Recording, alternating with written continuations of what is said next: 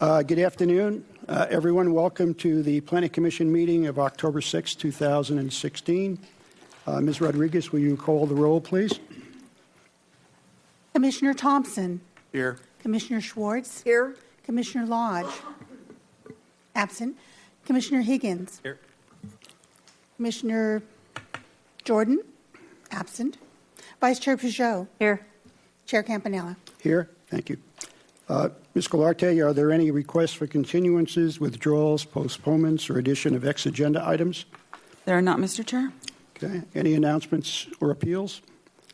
The appeal of the 1925 El Camino de la Luz, which is a project that was denied by the Planning Commission, has been scheduled before City Council on December 6th. And also, I just wanted to announce that the Planning Commission meeting regularly scheduled for October 20th has also been canceled. Okay, thank you. We'll next go to review, consideration, and action on draft Planning Commission minutes and resolutions. And what I'd like to do is take these one date at a time, and we'll have three individual motions across the number of resolutions we have. The first one is September 1st, 2016. Minutes along with Resolution 2216 and 3407 Sea Ledge Lane. And the second PC resolution is 2316 on 100 Clyde Adams Road. Are there any questions, comments, corrections? Hearing none, could I have a motion to approve the minutes? Motion to approve, Mr. Chair. Okay, second, please. Second. Okay, all in favor? Aye. Aye. Thank you. Next is September 6th, 2016, along with PC Resolution 2416 on recommendations to City Council on the AUD program. And just to comment on these, I think, as you know, these minutes, along with the minutes of our July 24th meeting, will be part of the staff report that goes to the October 27th joint meeting. Currently in our agenda item, related agenda item today, we have a draft of those minutes. So just so you know, these are going to proceed to the October 27th meeting if anyone has any comments or corrections on the minutes. Okay, I had one, Ms. Rodriguez, for on page 5 of the work session minutes, and that would also be part of the resolution. There was a motion that I made, seconded by Commissioner Schwartz, that recommended City Council form a task force to facilitate certain housing types. I had requested that that be more definitive in the fact that we were talking about the employer housing and co-op housing under the AUD program and possibly also affordable housing. Right now it just says facilitate certain housing types. So if maybe you can check on that for us. Mrs. Eckender agree with that? Yes, I All right. approve. Thank you. I'll confirm with Ms. Brooks. Okay, good. So are there any other comments on September 6, 2016 minutes and the related PC resolution 2416? Hearing none, can I have a motion to approve? Move to approve as amended. Second, please. Aye. Okay. Second. All in favor? Aye. Okay, passes as amended. Thank you. And then the last set of minutes and resolution is September 8th, 2016, along with PC Resolution 2516 on 1414 Park Place and Resolution 2616 on 29 De La Vina Street. Are there any comments on those, on that set of minutes or the two resolutions? Hearing none, can I have a motion to approve? Move to approve. Second, is there a second? Second. Okay. Commissioner Schwartz, for the second, all in favor say aye. Aye. Aye. Okay. Abstain. Let's see, you were, that's correct. Mr. Thompson was absent at that meeting. Thank you. Okay, next we're going to have comments from members of the public on any item not on our agenda, and each person would be limited to 2 minutes. Is there any member of the public that wishes to speak on an item not on our agenda? Okay, seeing none, we'll close the public hearing. Our next order of business is a new item, And Mr. Bermond, I believe you're giving us a presentation on that. Thank you very much. Why don't you go forward when you're ready? Thank you, Mr. Chair. The project before you today is proposal located at 6100 Hollister Avenue on the north side of Hollister Avenue, across the street from the High Sierra Grill, formerly the Elephant Bar, to sort of place you in the world. The purpose of this meeting is to consider a development plan to construct 47,186 net square feet of non-residential floor area. I will go briefly over the project description. I'll let the applicant team go into that in more detail, and then I'll give a little bit of the project background. We'll go over the standard of review for a development plan and the environmental review, and I'll conclude with my recommendation. So firstly, the project would demolish an existing 6,240 square foot structure and construct a light industrial park composed of 9 buildings, 2 of which would bookend the project site, being small retail spaces. It also includes approximately 100,000 square feet of landscaping and approximately 8,200 cubic yards of imported fill to raise it above base flood elevation. This is the project location. As I said, it's on the north side of Hollister. 101 is just off the north end, the upper end of this map. Firestone's to the south. Fairview is just off the map to the right. So the project would construct 17 light industrial spaces in clustered buildings, along with these 2 at the either end of the site that would be commercial retail space. The project, as I said, includes a substantial amount of landscaping. There's a bioswale that's designed for the front 50 feet along Hollister Avenue, and the sidewalk meanders in order to raise grade to allow pedestrian crossings without the use of stairs or additional ramps. This is a typical floor plan of one of these clusters with a paseo design in the middle. Offices are oriented toward the pedestrian side, and then the work areas to the back, and then restrooms are allocated to each space. Here are elevations that reflect that. As you can see, the service area elevation is higher at approximately 20 feet. The paseo is more pedestrian scale, and on the front elevation, you can see the sloped roof there at the bottom. The retail floor plan is similar in concept in that it's a single building that's divided into 2. In this particular layout, it's envisioned that the front space on the south would have a terrace and might be a deli or cafe sort of business, and then the one away from Hollister Avenue would be some retail space or office space. And then here are the elevations for those retail spaces. You can see that it's slightly askew. That's to add some visual interest so that it's not one big wall along Hollister Avenue, but that the materials and design are consistent with the rest of the project.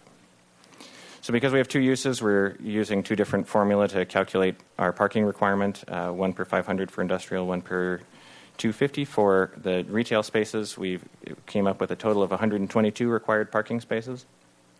The project proposes to construct 143 parking spaces, so they satisfy that requirement. And also, we apply 1 bicycle parking space for every 7 vehicle parking spaces, which comes up with a requirement of 18 bicycle spaces, and that's being proposed as well. So I'll go into the background of this project. The oldest development plan I have for this site was a fly-in office park that was to be constructed in the 1970s. That obviously was not done. There were a number of other interesting and bold visions for that space prior to the city adopting the Airport Industrial Specific Plan, which focused on a light industrial, research and development oriented industrial park space on the north side of Hollister Avenue. Following the adoption of that specific plan, there were a number of proposals for this particular site at 6100 Hollister Avenue that were all not constructed for various reasons, principally financial. The latest update to this site was the sale of a portion of it, 7.99 acres to be exact, to Direct Relief, and that was finalized this year. So here's the rendering of a build-out of the airport industrial specific plan from the specific plan, and I've highlighted then the original parcel at 6100 Hollister Avenue. This is the portion that was included in the sale to Direct Relief, and then the proposed project is these two locations. The specific plan identified a new street called B Street. That's almost exactly where Wallace Becknell Road is currently being constructed by Direct Relief. Now, as we know, the development plan has a standard of review that includes the compliance with the zoning ordinance, consistency with the principles of sound community planning, specifically our general plan and the airport-specific plan in this case, neighborhood compatibility based on the project compatibility analysis, and consistency with our traffic management strategy. So I'll go through each of those. Firstly, the project is in two zones. The majority of the site along the Hollister frontage is in the Airport Industrial Zone AI2, and then the portion that's across the street is AI1. And the Airport Industrial Zone, unsurprisingly, allows for a number of industrial uses: manufacture, assembly, processing, distribution, freight, research and development, and incidental sales.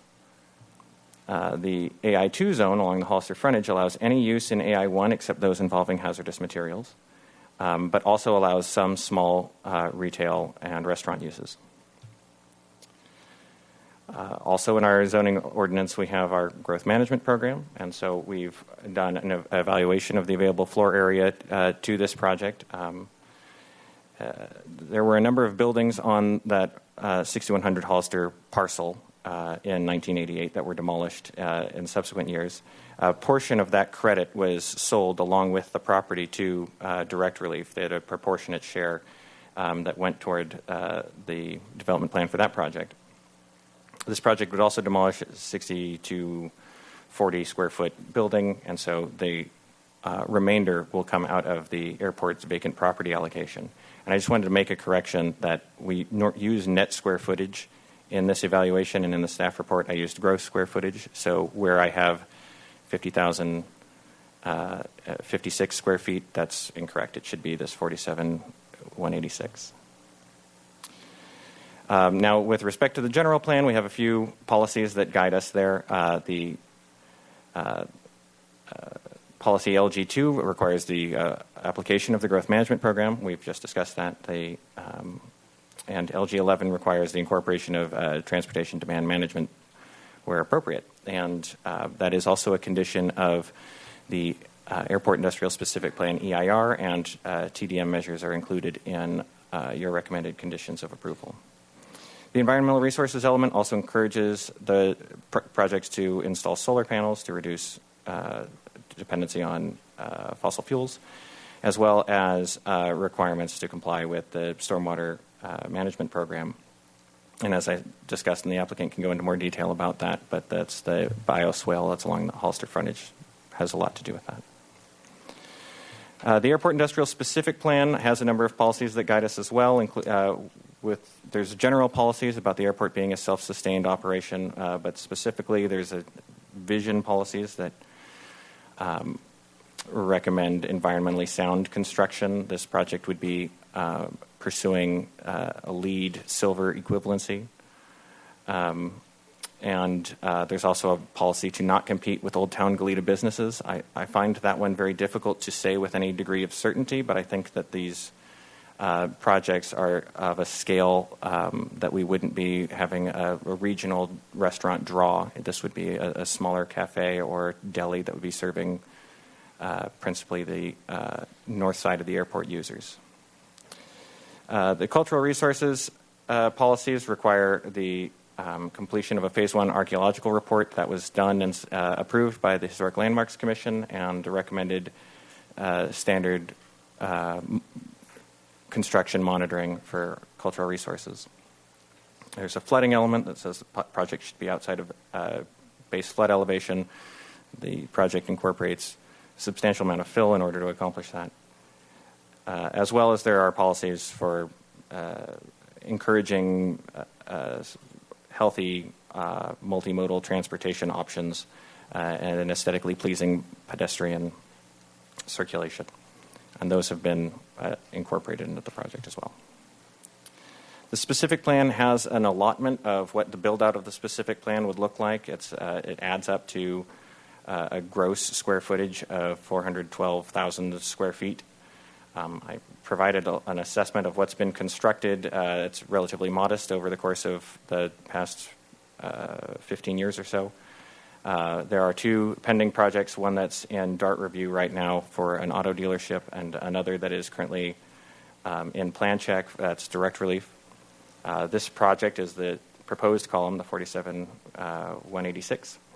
And so that leaves a remaining 132,000 square feet of build-out that has not yet been accomplished in the airport industrial specific plan. I do want to point out that we go over in one of our sub-areas, and I'll show you what those sub-areas are in a minute.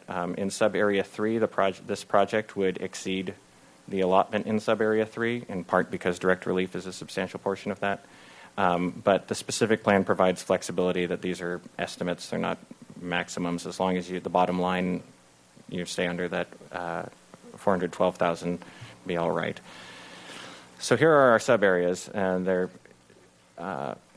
the sub-area 1 is oriented toward aviation uses. Sub-area 2 is much more visible along Hollister frontage, and then sub-area 3 may be more of your open yard uses and warehousing. This project is located on this corner between sub-area 2 and sub-area 3, so I think that there's an opportunity to say that this is essentially a sub-area 2 project occurring a little bit in sub-area 3. With respect to neighborhood compatibility, the project was reviewed by the ABR on February 29th, and with generally favorable comments. They made the project compatibility analysis findings and referred to the project to PC with generally just a few comments about color and requesting more trees along the Hollister frontage. The traffic management strategy has a specific section about the airport area where obligates the city to use the City of Goleta's traffic model and to consult with the City of Goleta through that process. Additionally, the airport industrial area specific plan identified traffic impacts associated with build-out and applied mitigation measures for an assumed 7,450 average daily trips that would come out of build-out. And this project would contribute approximately 88. So we first met with Goleta's ad hoc committee on airport development. That's a committee comprised of city council members and staff. Then following that, we met with City of Goleta and the City of Santa Barbara transportation planners, as well as airport and planning staff and the airport's traffic consultant to scope what the traffic study should look like. Additionally, the entire application package, including the traffic analysis, was submitted to Goleta as part of our DART review. And they provided comments to incorporate into the DART letter, completeness letter. And the traffic study was revised on August 19th. And that traffic study found that the project would have the potential to affect 11 intersections. It looked at existing plus project, and cumulative plus project as a standard, but also looked at possible future scenarios with the inclusion of the Echo-Fowler Road extension and with or without the direct relief project cumulative mitigation, which is a restriping of Fairview Avenue vaguely northbound as you get onto northbound 101 ramps. Traffic study did not find any project-specific or cumulative impact. It did find that cumulatively with build-out, there would be the potential for warranting signalization at Hollister and David Love Place because of left turns off of David Love Place. The traffic light wasn't supported by transportation planning staff, specifically because that would be too frequent of signalization along that road. It'd be 850 feet to La Patera and 1,000 feet to Frederick Lopez, both of which have signals. So as an alternative to requiring signalization, there's incorporated into this project the construction of a worm, which is this left-only turn along Hollister, and then the incorporation of a turn pocket in the middle of Hollister Avenue. This is reflective of the current usage of David Love Place. Nearly everyone heading left on Hollister Avenue is going to the signal on Frederick Lopez, and that will be more easily facilitated when Wallace Becknell Road's installed. Because this project is implementing a project identified in the Airport Industrial Area Specific Plan, we use that as a basis for the environmental review, updating it with the appropriate archaeological and traffic studies. Because the project is consistent with the vision and the project considered in the Airport Industrial Specific Plan, as well as the general plan and the specific plan and the zoning ordinance, and it would not create an impact that is peculiar to the parcel, staff's recommending that Planning Commission make CEQA guidelines section 10183 finding, or 15183 findings. Also included up on your packet in the dais was a letter from the City of Goleta requesting additional conditions. I wanted to speak a little bit about those before concluding. One of the conditions that the city has requested is specifically stating the requirement that the project would also need to get a hauling encroachment permit from the City of Goleta. That's implicitly the case because we require and any other permits required, but I've provided you with revised conditions that include specifically mentioning the City of Goleta. The city also requests that a payment of development impact fees, because we don't have a CEQA impact or a adopted resolution of the City Council requiring development impact fees. I'm not under the impression that this is an appropriate request.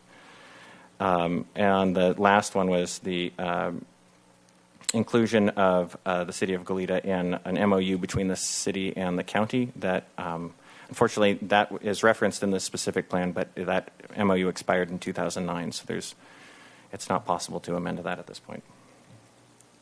So staff's recommendation, I've got some revised, as I said earlier, I want to revise condition B1 to use the net square footage, 47,186.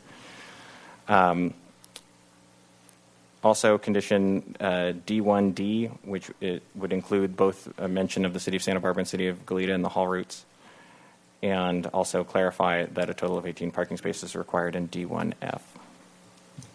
And with those edits, staff's recommendation is that Planning Commission make the recommended findings on page 8 and 9 of the staff report, and make the appropriate environmental and development plan findings subject to the conditions of approval. And I believe Hazel Johns from the airport is going to begin the applicant's presentation, unless you have questions for me. Thank you. Okay, thank you. Ms. Jones. Good afternoon, Planning Commissioners. I am Hazel Johns, the Airport Director for the city, and I'm extremely pleased to be here today with this development. It actually has been in the planning stages for more than 20 years. The airport is a unique property. About 400 acres is the Goleta Slough Reserve. About 400 is the aviation side of the airport, and 10% of our property is commercial industrial, all of which we cherish and take care of. And the commercial industrial property is very important to the airport in that it provides revenue that helps support the aviation side of the field. We have been using the old World War II buildings at the airport, remodeling those for light industrial uses, and as downtown has redeveloped, a lot of the businesses in downtown Santa Barbara have migrated out to the airport, and we've accommodated their needs and have enjoyed having them at the airport. With the sale of the land to Direct Relief, we are finally able to build new facilities.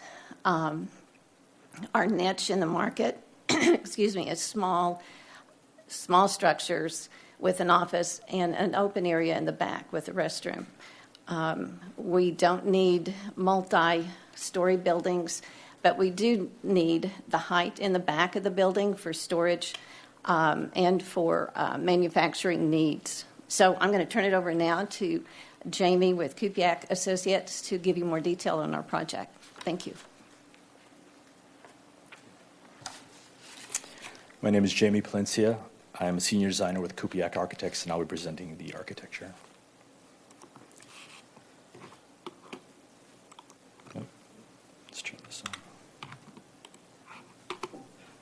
The project consists of 2 phases. Phase 1 has 5 buildings with 10 rentals.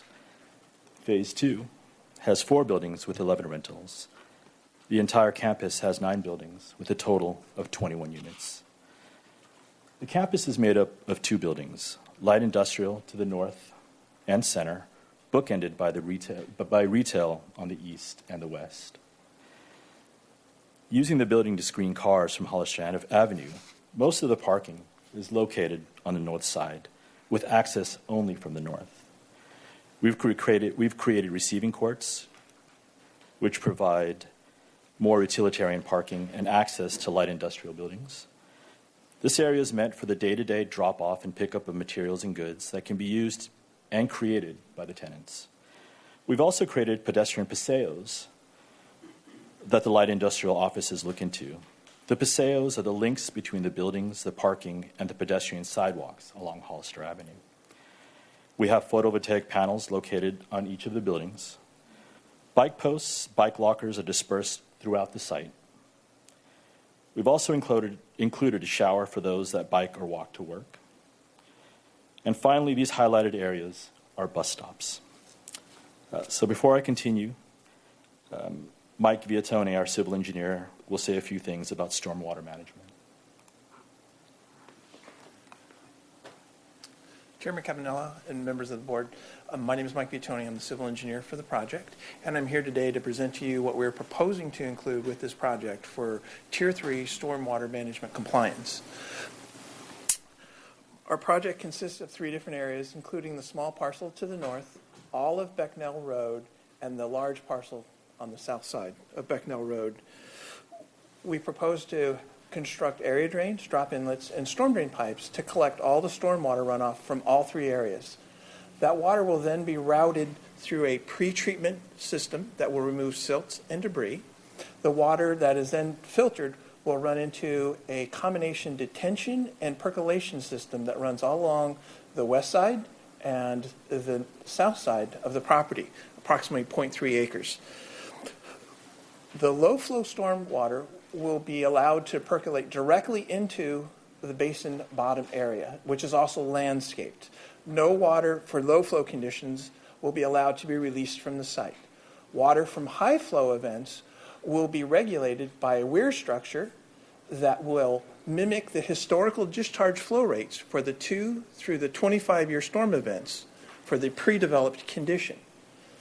The water that is released from the detention basins will then cross southerly underneath Hollister Avenue via an existing box culvert. Turn it back over to Jamie now.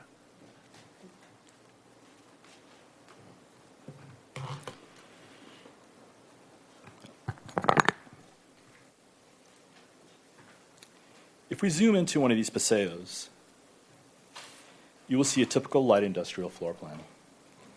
There's a workspace in the back, the garage door into the receiving courts, and the office spaces that look into the paseos.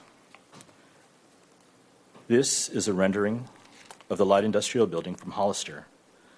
You can see the meandering sidewalk in front and a pathway through the detention garden into the paseo. At the highest point, it stands about 21 feet, and it slopes down to about 14 feet. The siding is 7/8-inch corrugated metal. The low walls are board-formed concrete. The screens are made up of Trex boards. The boardwalk across the detention gardens are made up of stamped color integrated concrete made to look like a wood deck. Now, this is a really important view because it speaks to the overall concept of the project. Both buildings slope down into the paseo. Functionally, this works well since the back function of the building can require high ceilings. Taking into consideration the stringent stormwater management plan and how precious water has become, we not only wanted the building to be functional, but also be an example of how, working closely with the city, civil engineer, and landscape architect, we can create a beautiful project, one that also tells a story. The water travels down the building. It is then channeled through these metal bridges, down these chains, into the paseo garden. And eventually into the detention basins where they are naturally cleaned. We hope that these buildings function well as an industrial complex, but just as important, we want people to come and learn about the story. Now we'll take a look at the east and west side where the retail spaces are. Here's a typical floor plan. We turned the plan slightly to mimic the sloping roof and to add some interest to the elevation. This is a rendering looking northwest from Hollister. You can see the same materials, the corrugated metal, the board formed concrete, and we brought the Trex siding onto the building. Here's another view from Hollister with the entrance to what we envisioned as being a coffee shop or similar function with outdoor seating, which we feel will infuse activity to this street and this side of Hollister.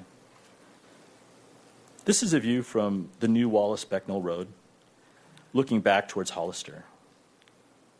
The buildings on this side mirror the elevations at Hollister Avenue, and since we feel that a building has two lives, thought it might be appropriate to end this presentation with a night shot. Derek Eichelberger with Arcadia Studios will now describe the landscape. Thank you.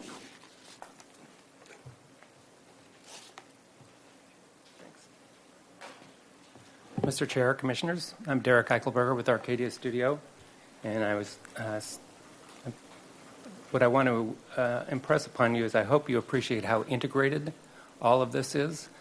Normally we come to a project and design the landscape, and the afterthought tends to be the engineering component, but in this instance our teams have worked together to create really a nice solution to the water element of the project.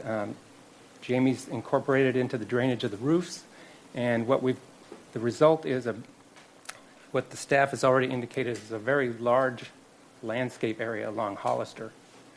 Our additions to the project were the design of the serpentine sidewalk element, which we wanted to mirror the organic nature of the swale along Hollister. We've also, in addition to the digging out of the soil, we're using some of that soil to mound up, so you're getting a three-dimensional terrain that looks like a real landscape, not just a creek. We've also added these boardwalk elements that feel like you're walking over the wetland area in order to get to the paseos. It also will do double duty. I think you could see some of the seating areas, so it give people an opportunity to sit out there and wait for a bus or take in the beautiful landscape. You saw that one of the comments from the ABR was the addition of trees to the front facade.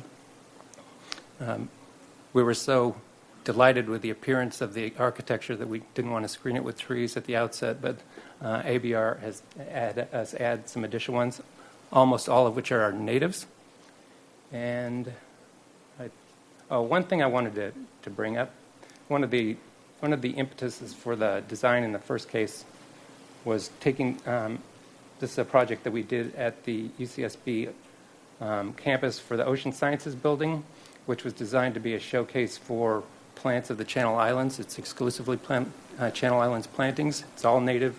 We have a similar design requirement where we're infiltrating all the water off the roofs of the buildings. So we use that as a model for this project as well. We think it speaks for itself. So thank you very much.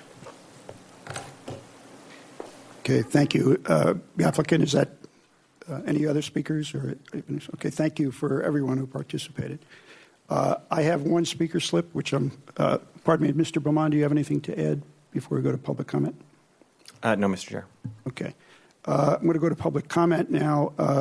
I have one speaker slip from Marty Milan.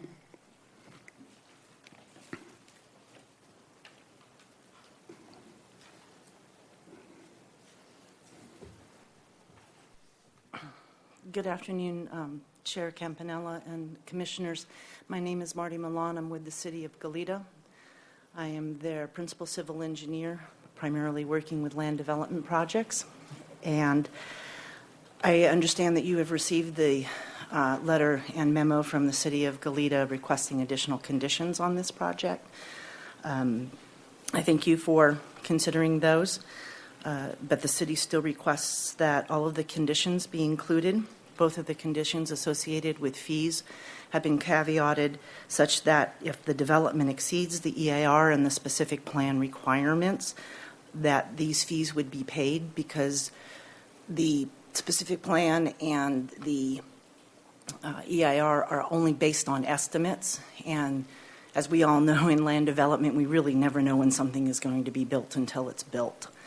So that way, that if this project is held off or built to some point in the future and these estimates are exceeded, then the appropriate measures would be able to be implemented in order to facilitate maintaining the infrastructure which is around the city of Santa Barbara's airport property, which is the city of Goleta. Also requests that the last condition on that memo associated with the agreement that apparently has expired. It is a requirement of the specific plan and the condition, or the EIR, that says that this should be in place. So if it has expired, it should incorporate not only the city of Santa Barbara, the city of Goleta, as well as the county of Santa Barbara to continue to maintain the efforts associated with the overall transportation issues within the area. If there are any questions, I'm available to answer them. Okay, thank you. Ms. Milan, you are the principal civil engineer for the city of Goleta. Yes. And then you wrote the letter explaining what the request of the city of Goleta on recommended conditions of approval that be added. I just want the audience to note that. Thank you. Are there any questions for Ms. Milan? Thank you. Commissioner Higgins. Ms. Milan, so can you explain a little bit about the concept behind exceeding the thresholds in the EIR? You mean, should the projects as they are built out bring more traffic than they were expected to bring, or add more square footage, or what? Chair Campanella and Commissioner Higgins. Yes, because the EIR and the specific plan estimated anticipated square footages. And depending upon what actually gets constructed now or in the future, if those limits are exceeded, then the EIR no longer stands. And so what I'm trying to make sure that occurs is that depending upon whether this gets built within the next year or at some other point in time, if it does exceed the EIR's thresholds, the city of Goleta can continue to maintain its infrastructure. We have development impact fees associated with transportation and parks and recreation that this type of project would fall under. So if this project isn't built soon and it's built in the future and the square footage exceeds, then the trips that impact the city streets, which surround this entire area, the city of Goleta has to deal with those impacts. So ordinarily, though, if that scenario were to occur, the project would have to come back through the entitlements process, or am I missing something? I don't think it does, because it's already been approved, and if there's no condition in there to pay the fees, if the rest of the projects at the airport property have exceeded, then it wouldn't be required to pay any GTIP fees or park fees. Which is why it was prepared in a caveat sense. Maybe if I could get some clarity on that from our own staff. I'm confused at how that could possibly happen. If we're building something outside of what was scoped in a document, wouldn't there be a requirement to come back through the environmental review process ordinarily? Or Chair Campanella and Commissioner Higgins, that's correct. If a project is exceeding is revised to such an extent that it would necessitate a new traffic study, we would then put it through the environmental review process again. If we had an additional project in the specific plan EIR or in the specific plan area that exceeded the build out assumed in the specific plan EIR, we would have to do additional CEQA review. So, to Ms. Milan, are you afraid that the delta here is very narrow between what is being proposed and what could theoretically be built? How are we close on the plan versus what you're afraid of might happen, or? Actually, that issue wasn't ironed out prior to this meeting because we're not able to get from staff what the existing numbers are for everything that's been demolished and built. And right now, we're standing at a place that I feel that is close. Pretty close. And if there are subsequent projects that get approved after this one for the airport property, they could be approved. We would request that these same conditions be applied to them, so that in order to facilitate the timing of when they get built, because we can't take in these fees until at a point of certificate of occupancy. So it's really a timing issue and just a safeguard. Well, I won't belabor the point or the questioning, Mr. Chair. To me, it occurs to me that it's maybe a moot point to condition the project. We could still live with the conditions if they're relevant, because at the time that the project could come back for more square footage or more trips, those conditions could be revisited again. But I don't want to add conditions that aren't necessary also, but I'll save that line of questioning for later, I suppose. Okay. Commissioner Schwartz, question for Ms. Milan? Yes, thank you. Ms. Milan, item 2B in your memo speaks to the payment of parks and rec fees, and I'm not as familiar with how Goleta is collecting and allocating these development mitigation fees. But if it's for infrastructure associated with new development, as we're talking about today, why would this be allocated to park and recreation? The city of Goleta also has an ordinance and resolution that provides for the surrounding area's general parks and recreation facilities. So as each development comes through, additional square footage and or residential units, this, however, being a commercial project, is based on square footage, is required to pay into that parks and rec program in order for the city to continue to provide for facilities, because whether we're at home or at work, we all take advantage of these types of facilities. And so it's similar to the transportation fee. It's just specific to Parks and Rec based on any new square footage for commercial properties. So it automatically gets allocated to parks and recreations even if there are additional impacts to the roadway infrastructure associated with the development? That's why there's two separate fees. One is specifically for parks and one is specifically for the transportation development. Oh, I see. Is that item A here? That's item A. Mm-hmm.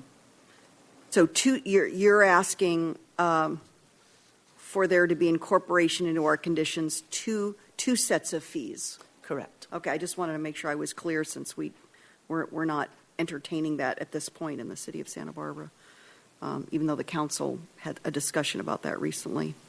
I think those are my questions for now, Mr. Chair. Thank you. Okay, question, if I can, and for staff as well. The trigger for considering mitigation fees would be solely based on square footage, or if it exceeded the specific planned square footage? Or would it be exceeding square footage plus a traffic study to determine whether that square footage has an impact on traffic? Mr. Chair, it would be principally through a traffic study. If a project were exceeding the allocation of the airport industrial area specific plan, that would require further environmental review, probably its own EIR, and that would also necessitate a traffic study as a part of that as well. Okay. And both in those cases, we would assess the traffic impact to intersections both in the city of Santa Barbara and the city of Goleta, and identify mitigation. Okay, and is it your understanding that's what would trigger this impact fee for the an impact fee for the city of Goleta? The same methodology would be employed? That would be reasonable, yes. Okay. All right, any other questions, Ms. Milan? Okay, thank you. Thanks for coming, and thanks for writing up the letter. Appreciate it. Okay, let's see. Any other questions for staff? Okay, Commissioner Thompson. Thank you. I have a few questions. First, would you go into a little more detail, Andrew, about the reason for the decision on David Love Place Hollister intersection to not be signalized, and in fact to channel eastbound traffic through a U-turn rather than a left turn at the intersection. Seems counterintuitive, but maybe you could explain it a little more.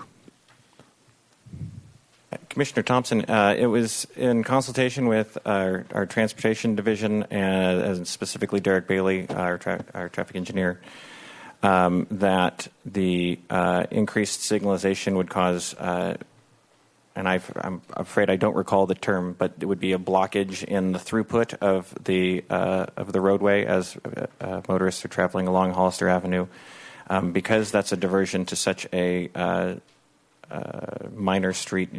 It would be disruptive to the general flow of traffic or every left turn that would occur. And because that's already occurring 1,000 feet to one direction and 850 feet in the other, that was seen as too much signalization in one cluster. Well, you mentioned you classified it as a minor street, but yet the warrants justify the installation of a signal, so it can't be that minor of a street if the warrants would justify a signal. Commissioner Thompson, that was it triggered it for the with a specific plan built out for the left turn only. The queuing would be such that a signal would be warranted, but for other movements, it wouldn't be necessary, frankly. So the basic issue is that with having two other traffic signals within less than 1,000 feet from that intersection, it would be too much friction on the Hollister throughput rather than looking at it as slowing traffic there, which might not be a bad thing. Yeah, that's my understanding, yes. Okay. I have another question. We received another set of conditions of approval here, and I don't see any changes annotated. Can staff tell us what this revised set of conditions of approval are yes, revising? Is this to replace the ones that were in the original staff report? And if so, what was changed? Yes, Commissioner Thompson, that's my intent. The changes were, if I can put it up,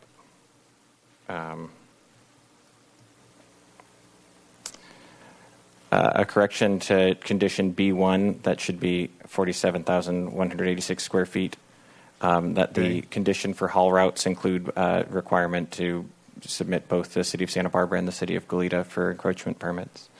And also that condition D1F specify the 18 required bicycle spaces.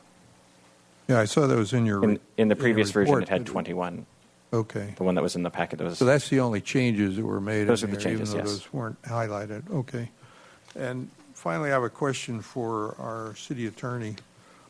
Is it normal business if we are doing a project to have to pay development fees to an adjacent city? I mean, if we did something on the east side of town, we were required to pay development fees to the county, for example, for Montecito, or something on Coast Village Road, we pay development fees to the county, or is that normal? Mr. Chair and Commissioner Thompson, no. The development fees are jurisdictionally affected. In other words, a jurisdiction can set for its own priorities, for its own uses, development fees, as long as they're proportional to the impacts that the action that the jurisdiction has established. It is not typical to pay extra-jurisdictional impact fees. It would provide, if a significant impact was determined through CEQA, paying into such fees so that a project gets built would be one way to achieve a mitigation. However, it's my understanding from today's testimony that we're not tripping any significant impacts that require such mitigations. Right. We haven't gotten to that point yet, but Goleta is apparently asking for us to put in there conditions that if we were to trigger that we would be subject to these fees. And as was pointed out, if we were to exceed those thresholds, we would be going through a new CEQA process in any case. So I question whether that would solve anything to include that. Mr. Chair and Commissioners, I would agree with Mr. Berman's answer that if and when a project trips or exceeds any of these thresholds, that is the appropriate time to address the appropriate mitigations. Right. Thank you. Thank you, Mr. Chairman. Commissioner Schwartz, I think. Sorry.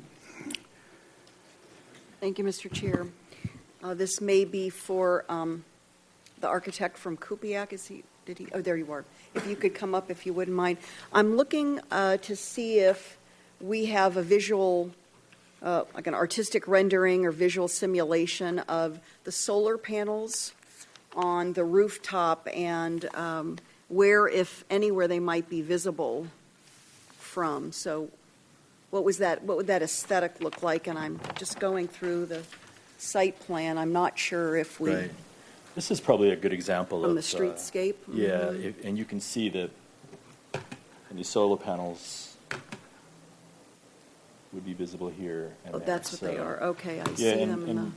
and there's another shot, the one that was a little closer, I believe. So they wrap around. Could you go back to that one slide just for a moment? Sure. Yeah, so let's look at this. So they start on the top and they wrap around to the side? So it's sort of sculptural in a way. I mean, it looks textural. The solar panels, you mean? Yes, I'm just... Yeah, we put them towards the center of the building, so it would minimize the amount that you would actually see if you can see them. Okay, so what is wrapping around right here to the Oh, side? it's a skylight that turns into a window on the side of the elevation. I see. That is not a skylight, or that's not a photovoltaic panel. So this part up on top, is that... It's a skylight. It's part of. Still It's a skylight, right? So if we look at sheet G-0.1, which is the very first sheet in our set of plans, are these two little pop-ups on either side of this building? No, not that view. Is that what the solar panels are? I can't quite tell. Solar panels. Do you have another view for us that maybe would show it? Yeah, you could actually, when we go to the semi-bird's eye view, you sort of get a glimpse at those. Right. And they are here and here and there and there.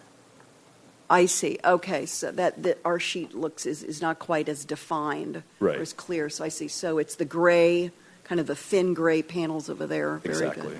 Okay, and then the raised walkway areas. Can you just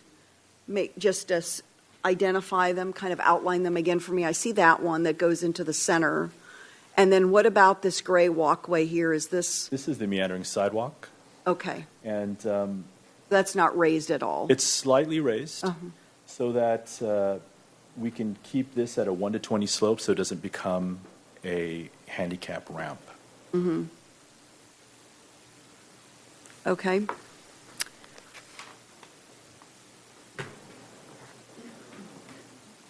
I think that's it for me right now. Thank you, Mr. Chair. Thank you.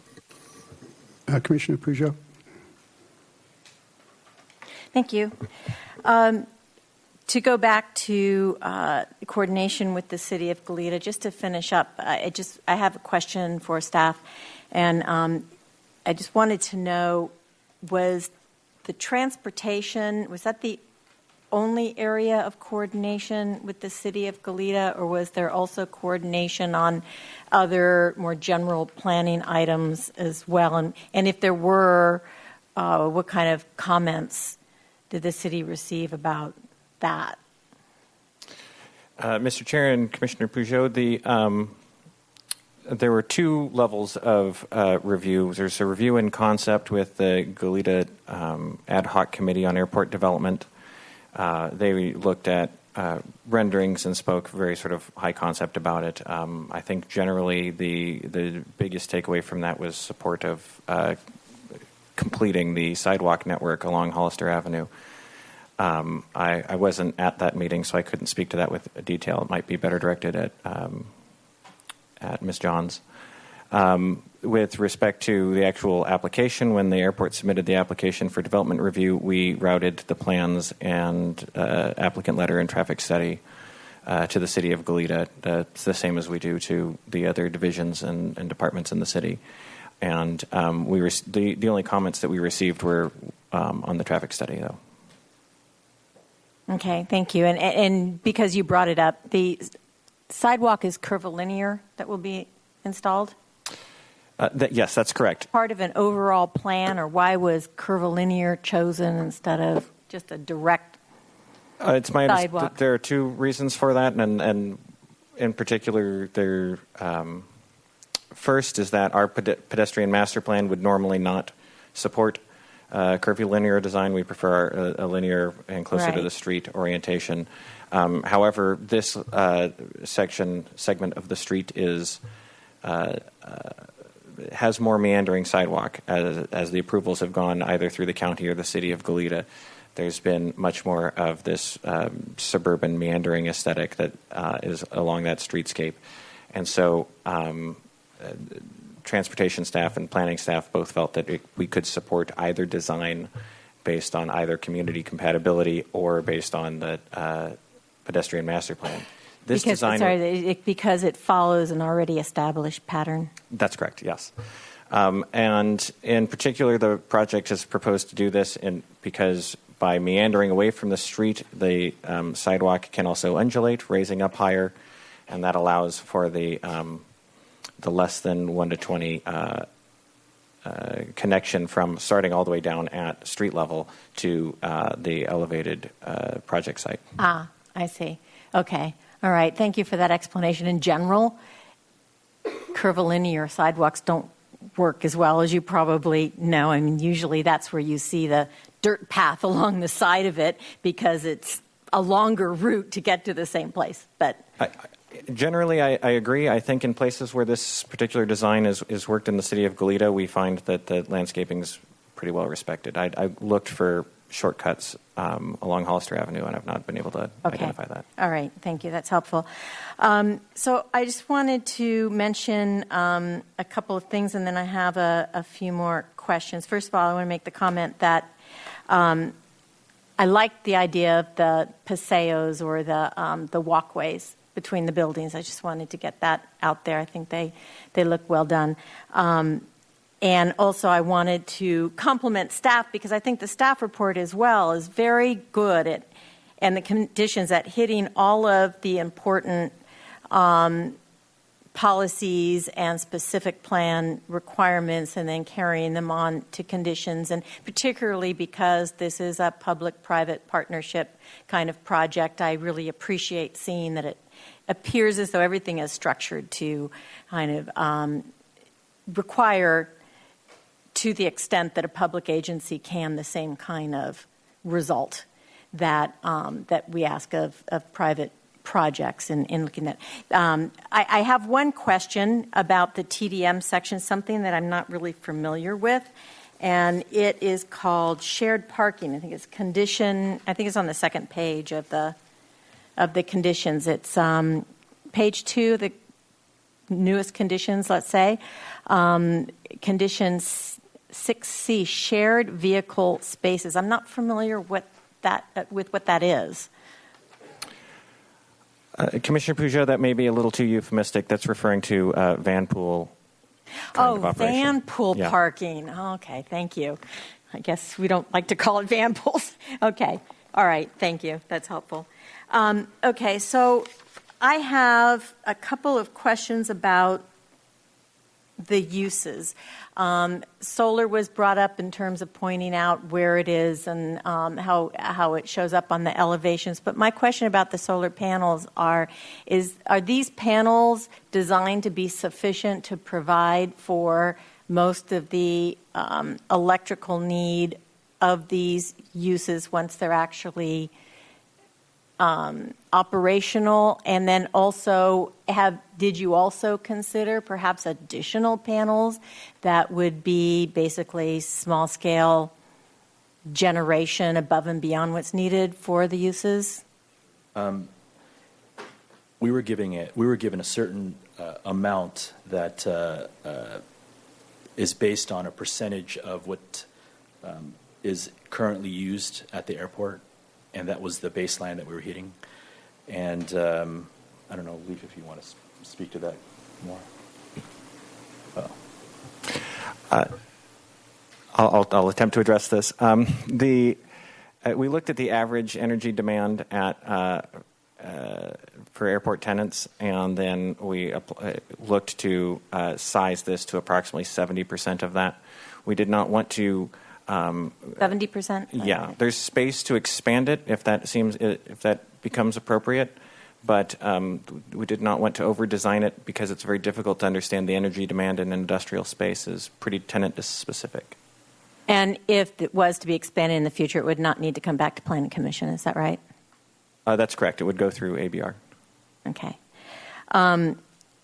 Next question I have, or query I have, comes up on, I guess, in one location on page 6 of the staff report, subsection A under vision, and it references policy Roman numeral 5 of the airport industrial specific plan.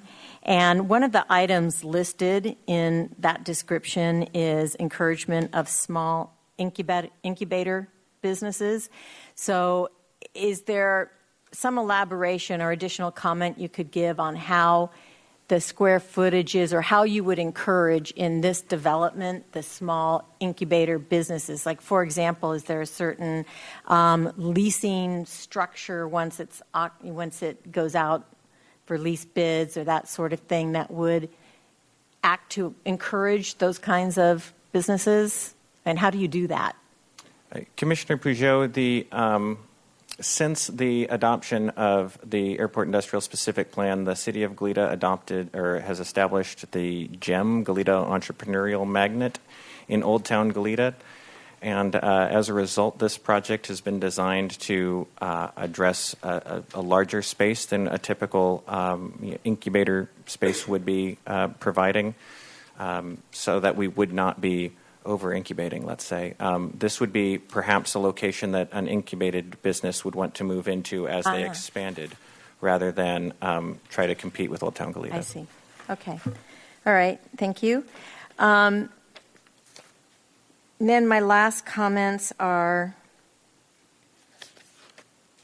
questions, I guess, are back to design. I see where the ABR has given in concept overall and of approval of the elements of the project, but it also includes some items, and I think it was brought up by Arcadia in their presentation about application or use of additional trees. So I think the slide we saw on today's presentation is the same as the plan set, which looks like it's an August version of the plan set. So are these subsequent to those comments? Are today's plans that we're seeing that I don't think show up in that visual mock-up, but are the plans that we were seeing earlier showing trees that the ABR has not seen yet? Commissioner Peugeot, that's correct. The landscape plan that was submitted in August incorporates their comments. That was submitted in August, but the ABR has not reviewed that yet. The ABR has not yet reviewed that. They will review that following Planning Commission action. We're holding further review by ABR because it was referred to Planning Commission. Okay, and they had a couple of other smaller comments too that I think I'm not sure if were addressed or not, but particularly on the trees, to me, a couple of the things that stood out. First of all, it's a very, in a sense, very modern concept of a warehouse structure. Personally, I would say to me, it's not a design that I think is terribly successful, but I'll leave that to the experts. But I do think, just like when we were looking at the Direct Relief International proposal, that the project could benefit greatly by some more screening along Hollister. And this, to me, kind of shows exactly kind of what I was thinking on this rendering, because it's to me a harsh look, and I think that and I hope that the BAR takes a close look at the tree, the additional tree plan, and hopefully as a healthy, substantial number of skyline trees or windbreak trees of sorts, similar in fashion to the kind of landscaping that we got with the direct relief project, which to me was a lot more robust in that regard. Okay, thank you. Thank you. Okay, Commissioner Higgins. Thank you, Mr. Chair. Maybe dovetailing on what Commissioner Peugeot just stated is the facades of the buildings. BAR gave some comments, or ABR gave some comments about providing some different colors on the exteriors for the project architect. Is that something you're considering? And are there any placed on the buildings for signage? Are you coming back with a sign proposal, or is it meant to not have any signs or advertising on the sides of the building? Addressing the color, we thought the rhythm of the building and the simplicity of the building was much more powerful than actually adding color to the buildings. But what we did was, and you can see here at the foyer or at the entrance of the Paseo, and here's a close-up of it, and here's some signage you can see there. Instead of creating, large blocks of color, we thought it would be more interesting to actually, in this area, sort of create some color in just this portion of it, so that, again, not the entire building has that color, but give some interest to each of the Paseo entrances. So where we're proposing color, if I go back to plan,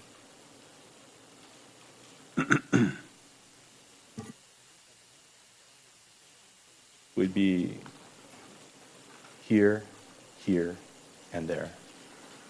And one additional thing that we added to the elevation is this sort of line that you see here. And that was sort of a nod towards, as you can see, the mountains in the background, a really subtle sort of description of what's happening beyond. And it would be in the same sort of color pattern, just a little bit darker. Did ABR see that? They have not seen this. This will be. So it's safe to assume then there's not going to be any wall signs. There will not be super graphics on the building themselves. Yeah, the only signage, like I said, will be here and possibly there. And then maybe for you or Ms. Johns, as it relates to the uses too, and Mr. Berman's comment about incubators, where's the market? What is? Maybe you can get us more detail about what you said is your niche, and who's going to be filling these spaces. If you can tease us a bit with some of that, or how are we not competing? And I ask that also in relation to. I don't mean to ask the architect to get back up, but if it's convenient to put sheet A14 up, I just want to ask in connection with the amount of square footage, and this also ties to what the City of Goleta is asking, is whether or not we're leaving any square footage on the table. So if you look at that particular elevation, behind it's the direct relief building, and that dwarfs what we're talking about here. How did you end up with this amount of square footage? How far under the allotment are we in terms of what's allowed? And again, are we leaving anything on the table in terms of entitling less than we really might want to entitle in the future or use? Commissioner Campanelli and Commissioner Higgins, to answer your first question about the spaces at the airport and the type of tenants that we have been leasing land and facilities at the airport since I've been there, which is decades. We have a 99% occupancy rate. We really don't have vacant buildings at the airport. All of the World War II buildings that we have been leased. The 6,200 square foot building that is listed here for demolition currently has camper shell that you're familiar with. It also has, believe it or not, a company that does honey beehives. We have a variety of tenants at the airport, and I know it seems kind of crazy, but we have an electric parts center as an example We have a cabinet maker. We have research and development facilities. There are just a variety of folks. We have a lot of tenants who start at the airport from UCSB's engineering department. Generally, they'll come, and as Andrew said, once they're out of their garage or out of their own study at home, they come to the airport and they need a small space to develop their prototype. We've had the solar windmill kinds of things designed at the airport. We've had drones designed at the airport. I mean, so it's all kinds of businesses that come. I spoke with several commercial real estate brokers in town, and they indicated that there has not been new industrial development buildings in this area, in the region, in more than 30 years. And their only comment to me was, when can you get it up and open? And then the other comment was, it might be too pretty but for industrial property. But it is along the street front of Hollister, and the metal kind of goes with the aviation side, our T-hangar facilities. So there, I forget your other question. Are we building enough? Should we be building more? I'd love to build more, but we don't have the land. Going up or otherwise maximizing the space that you have? And I understand there's constraints with utility easements and setbacks. You're currently overparked. Just a general question about how you arrived at the square footage we have before us. And that I would have to turn over to the architects and the engineers. But that's a real narrow strip of land that's remaining once we sold the 8 acres to direct relief. And then we have a setback from Hollister. I believe it's almost 50 feet. Is that correct? Mr. Chair, 50 feet. There's a utility easement, 50 feet, yeah. From the curb of Hollister going north that we couldn't build on. So this strip is what we have. We do have a couple of other parcels in the back that we would hope to develop as well. And then eventually the old World War II buildings that are located on Botello Road, which is just north of where direct relief is located, those could also come down and be reconstructed in the future. Okay, thank you. Just to put it out there again for Mr. Berman or perhaps Ms. Johns about the City of Goleta's concerns, how far away are we from this delta on the maximum square footage in the environmental document that we're allowed? I think Andrew had a slide, and I believe we had over 400,000 square feet. Is that correct, Andrew? And I think we're at 132,000.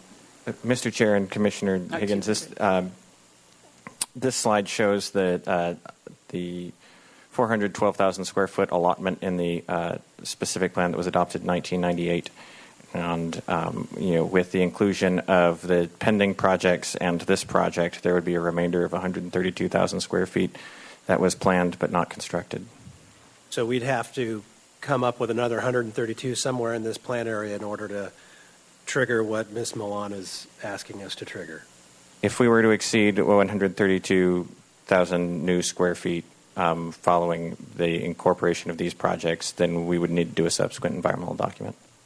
And I get, okay, so thank you for answering that question. I think what Ms. Milan is asking us to do is to attach that condition irrespective of the project like that coming back through an environmental review process, because we could easily just remove that condition or not even address that condition if it's not on this particular project at that time. I believe that's what the concern is from the City of Goleta, but somebody can correct me if I'm wrong. Okay, Commissioner Schwartz, another question? Yes, two questions, one architectural, one landscaping. So back to the previous slide, A-1.4, Mr. Berman, that we were just looking at. I just want to make sure I understand. Are we looking at the silhouette of Direct Relief International back here? Is that what kind of in the... Yes, yes, Commissioner Schwartz, this is the south elevation with Direct Relief imposed in the background.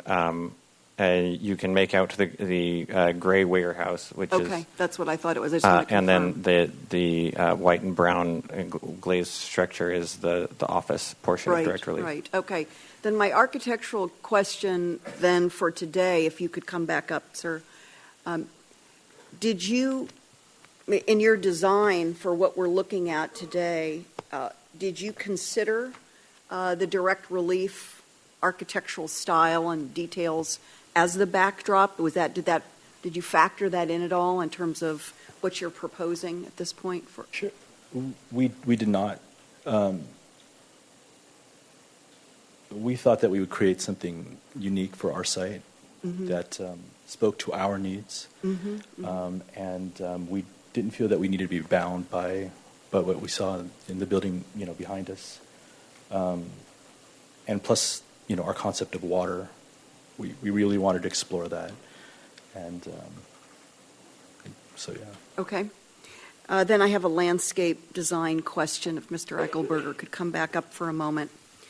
So when I hear questions about the color palette of the building, right, it also now leads me to wonder if with your design, if you've considered diverse color palette at all with the landscape plan and we don't really have a full plan. I mean, just on the cover sheet, we have a general sense of. And the reason I'm going in this direction. My inquiry, Mr. Eichelberg, is I'm wondering if we could accomplish a very interesting further diversity of a color palette with the landscape design as opposed to the architectural materials. And I don't, you're the specialist. I'm just wondering how we could accomplish that without kind of overdressing the building, given that this is for light industrial purposes. Yeah. Commissioner Schwartz, the aesthetic that I had in mind was just a sort of natural native landscape, which is seasonally evolving or depending on lots of grasses like this and like the elemis. You saw the previous slide at Santa Barbara, at the University of Santa Barbara. We used the elemis, which is here. We're going to use very large drifts of plant material. It's not onesies and twosies.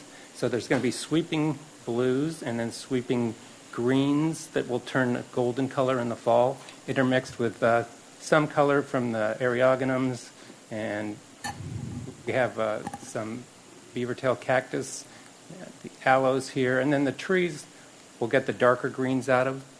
So we don't want it to be a rich floral landscape, but we will get seasonal flowers out of it. Okay, that's exactly what I was wondering, because we can't tell that from just what we have before us on the site plan. And then could you just confirm, when you reference trees, are the trees, again, I'm looking at the cover sheet, are the trees just these two in front? Because that's the view, of course. I guess you have a couple of trees in the front, couple in the back, or are there more than that? No, we've got about 4 species in front. The island oak, the Catalina ironwood, the Arbutus marina, the strawberry tree, and then we've got fruitless olives as well. So we'll have a mix of dark greens and blue greens also. Okay. And if I could just respond real quickly to Commissioner Peugeot's comment earlier about the trees. This is the updated plan. This isn't working. We've added, between what the ABR originally saw, we only had about 7 or 8 trees out there. You can see we've got 20 to 22 trees out there now. So there'll be much more screening now than what was originally proposed. Okay, thank you. Okay, I'd like to go to comments now. Commissioner Thompson. Fine. I definitely supportive of the project. I think Ms. Johns and I have been here before. I hope this one goes to completion as compared to some of the previous ones. I'm not really thrilled with the solution at the eastbound David Love Place and Hollister intersection, but I'll defer to staff's recommendation. So at the appropriate time, I'd be ready to make a motion to approve. Thank you. Commissioner Higgins? Yeah, I'm supportive of the project, so I can second that motion when it comes around. Commissioner Schwartz? Thank you, Mr. Chair. Well, I almost can't believe I'm going to say what I am, which is I think this is a model project. My aesthetic is not typically oriented towards the industrial look, I have to say. However, It's absolutely appropriate in this location for these purposes. And let me get to some specifics if I could. I know that for functionality purposes, you've angled up the sides. I guess I could have said, on would be the east and the west sides of the building. But for me, it almost has an aeronautical look in that regard. That was the first thing that came to mind when I saw these. And I thought, how appropriate, not only on airport property, but so near the airport. And maybe there's just a light reference to it being associated with our aeronautical activities. So I really like that. I'm not going to press you. I don't even know if that was in it was in your mind. So, but I understand it's for storage, but nonetheless, I think you've accomplished both of that. I appreciate that you haven't gone up another story. We have a number of buildings, mostly within the city of Goleta's scope of authority, that are 2 stories along here. And as there continues to be new construction along Hollister, whether you're walking, you're bicycling, or you're driving an automobile, it's increasingly, the mountains are increasingly less visible. And I understand that time marches on. We need housing. We need in this case, light industry needs. But at the same time, I appreciate that we're not necessarily contributing to the lessening view of our beautiful mountains. So I like that. That you've broken up the buildings, I think, is terrific. Otherwise, this could look like one long mass of a building, and I think it would really detract from the utilitarian uses, from the aesthetic beauty, the functionality, and quite frankly, building a brand new industrial building with state-of-the-art stormwater management practices, rainwater capture and use for recharge. So I think you've really hit all of those really well. And I'm familiar with the UCSB Native Garden, the Ocean Sciences Building, and that's exactly what came to mind when I saw this. So I think this is going to be a model. Maybe this could even be an educational location for not just UCSB, but our local schools, and have them come out, like a teaching location. That would be outstanding. I know that we have a pent-up interest in these small incubator R&D companies. I have an affiliation with UCSB, so I know it's coming out of some of the departments, engineering and so forth. They're all talking about how they can't get the space they need. We want them to stay in Santa Barbara. This is the opportunity to do so. I want to mention one thing about the elevated walkway, that it sounds so. How do I put this?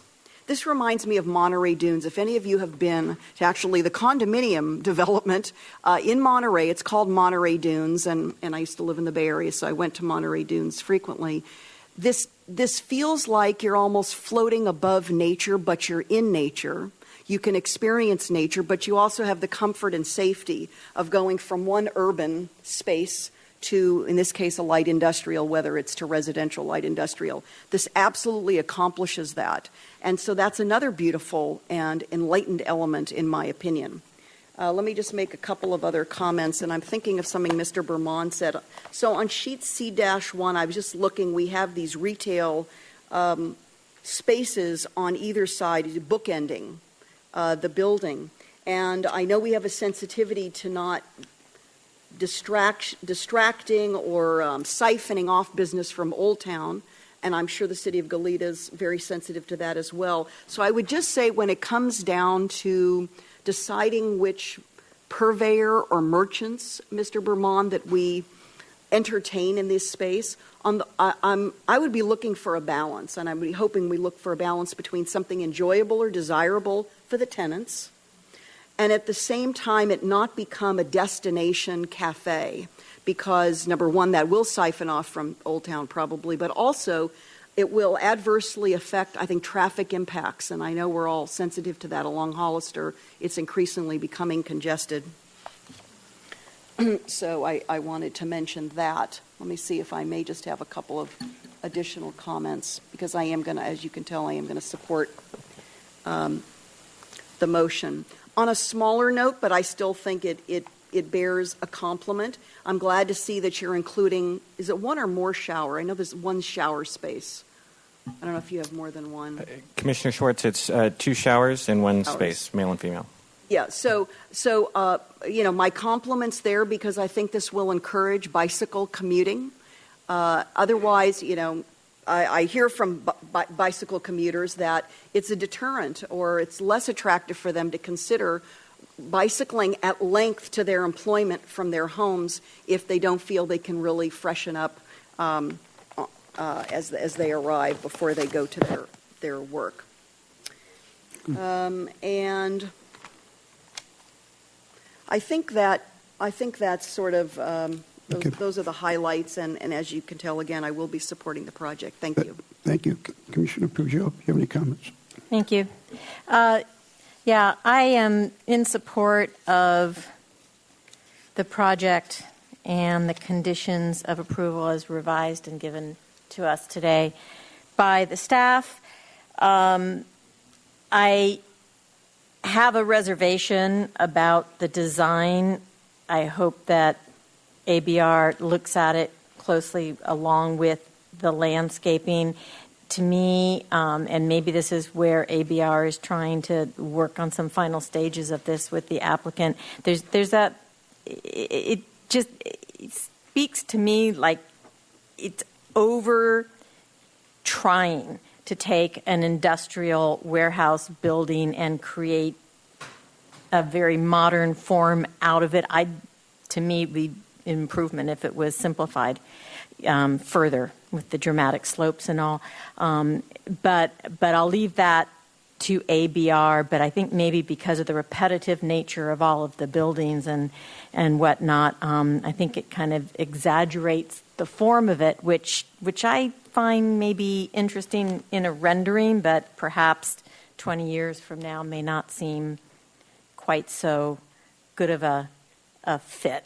So with that caveat, I don't have any other comments. I'm in support of the conditions as written and the findings. Mr. Higgins, you have one comment? Yeah, thank you, Mr. Chair. Just to speak to Ms. Milano, the City of Goleta's concerns, this commission, or at least this commissioner, doesn't do very well with financially related conditions or fees on the spot. We've struggled with that on projects in the past to try to come up with something reasonable and to offset maybe a potential impact. And I don't know, I'm having trouble understanding what the concern is, but more important than that, I know that there are impact fees in the City of Goleta. I don't know what they are, how much they cost. So it's hard for me to get my brain around why these would be needed and then what they would be. And so I don't think I could support these particular conditions now, not knowing a little bit more about the basis for your concern or what the actual fees might be to the city. So I just wanted to make that comment for the record for the city.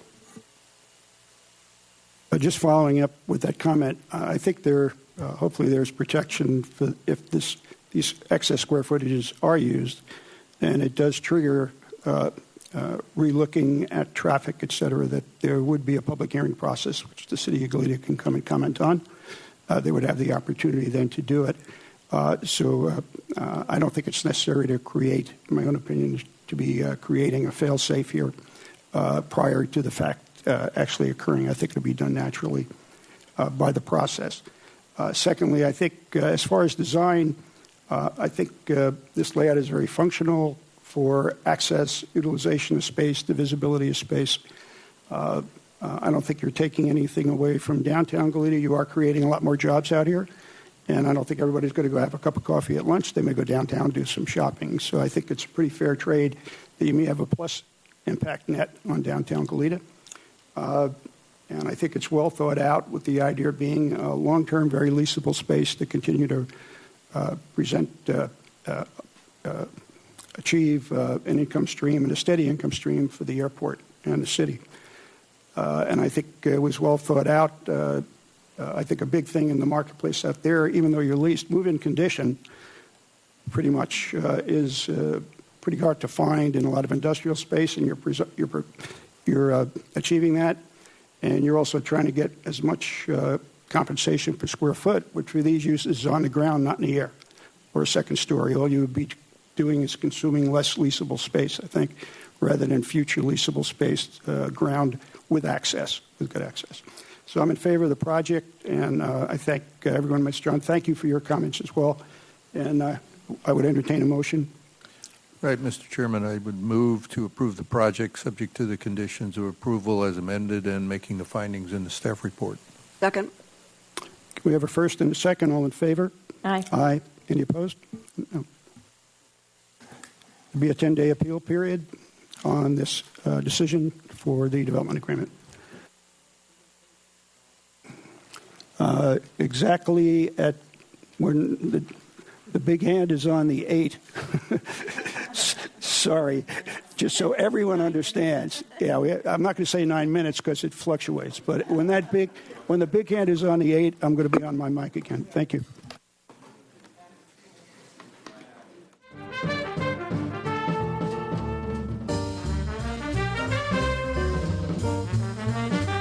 We are reconvening Planning Commission meeting of October 6, 2016.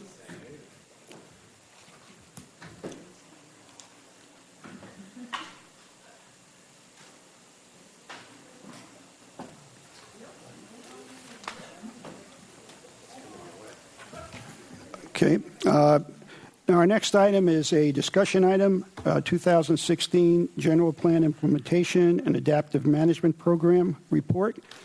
We have 3 distinguished members of staff with us today to guide us through this. So, Ms. Brooke, would you like to start? Sure. Thank you, Mr. Chair and Commissioners. And thank you for having us here today, this afternoon. I have with me Principal Planner Deborah Andaloro and Project Planner Rosie Deisty. I'm Renee Brooke, the City Planner, and we are here to provide a staff presentation to you and then also to answer any questions you have. And as we go through the presentation, there will be a point after the initial presentation to pause for questions before we get into the Adaptive Management Program section, just so you are aware of that. So the purpose of today's meeting is really we're coming to you at your request because, as you know, each year since the general plan was adopted in December 2011, staff prepares an annual report that looks at how we're doing in terms of implementing the general plan, its goals, policies, and implementation actions. And in the past couple of years, we had produced that report just a week or so in advance of the joint meeting with the Planning Commission and the City Council in the fall. And it was a valid request that you receive this report well in advance of that meeting. So that time this meeting is occurring on October 27th, and the report was released Monday to the public. So we're here to just go through the report with you, and I'll start just introducing the report, then Deborah Andaloro will take over.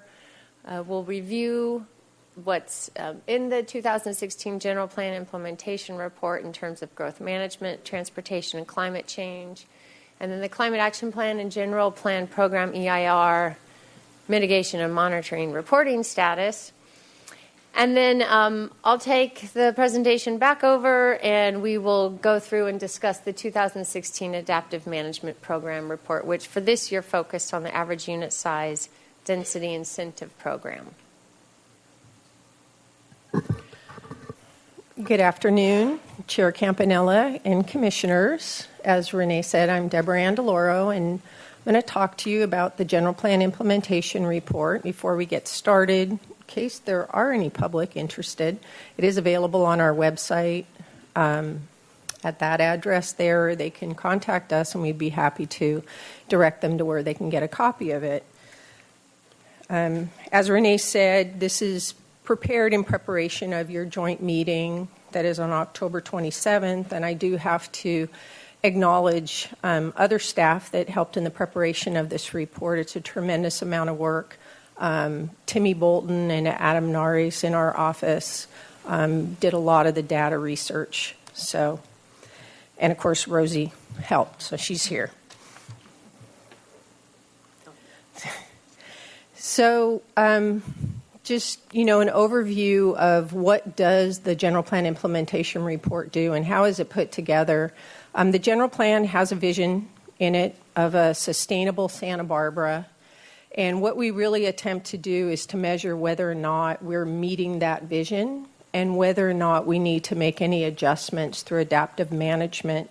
I can report at this early time that for the most part we're doing really well. There is an area that we're going to talk about at length about the AUD incentive program that Renee will be discussing with you in a few moments. And what I'm going to give you is really just the most broadest overview of what the contents of the general plan implementation report contains. So in putting together the general plan update that was adopted in late 2011, there were really two driving forces, and one of them was growth management of both non-residential and residential development, and then the management of resources and the environment. And so this report really focuses a lot on those two areas, and so an entire chapter is devoted to growth management. And the vision statements there are to manage growth within limited resources to retain the desirable aspects of the city without sacrificing economic vibrancy and demographic diversity.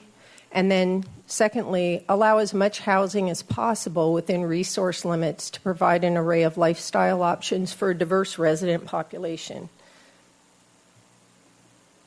So looking at non-residential growth, we have available under the growth management ordinance 1,350,000 square feet.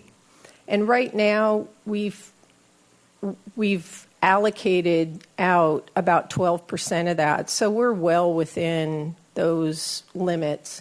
What we also track is where that development is occurring and the type of development.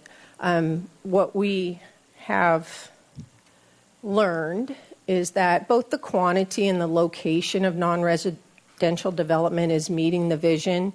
So most of the development is smaller projects, redevelopment projects that are located in the downtown development area, and that specifically was intended through the general plan because that's where transportation and services are located. And then looking at the general plan EIR and its resource impact assumptions, which looked at full build out through the year 2033, we're well within what those resource assumptions were. So there really isn't a concern with non-residential development.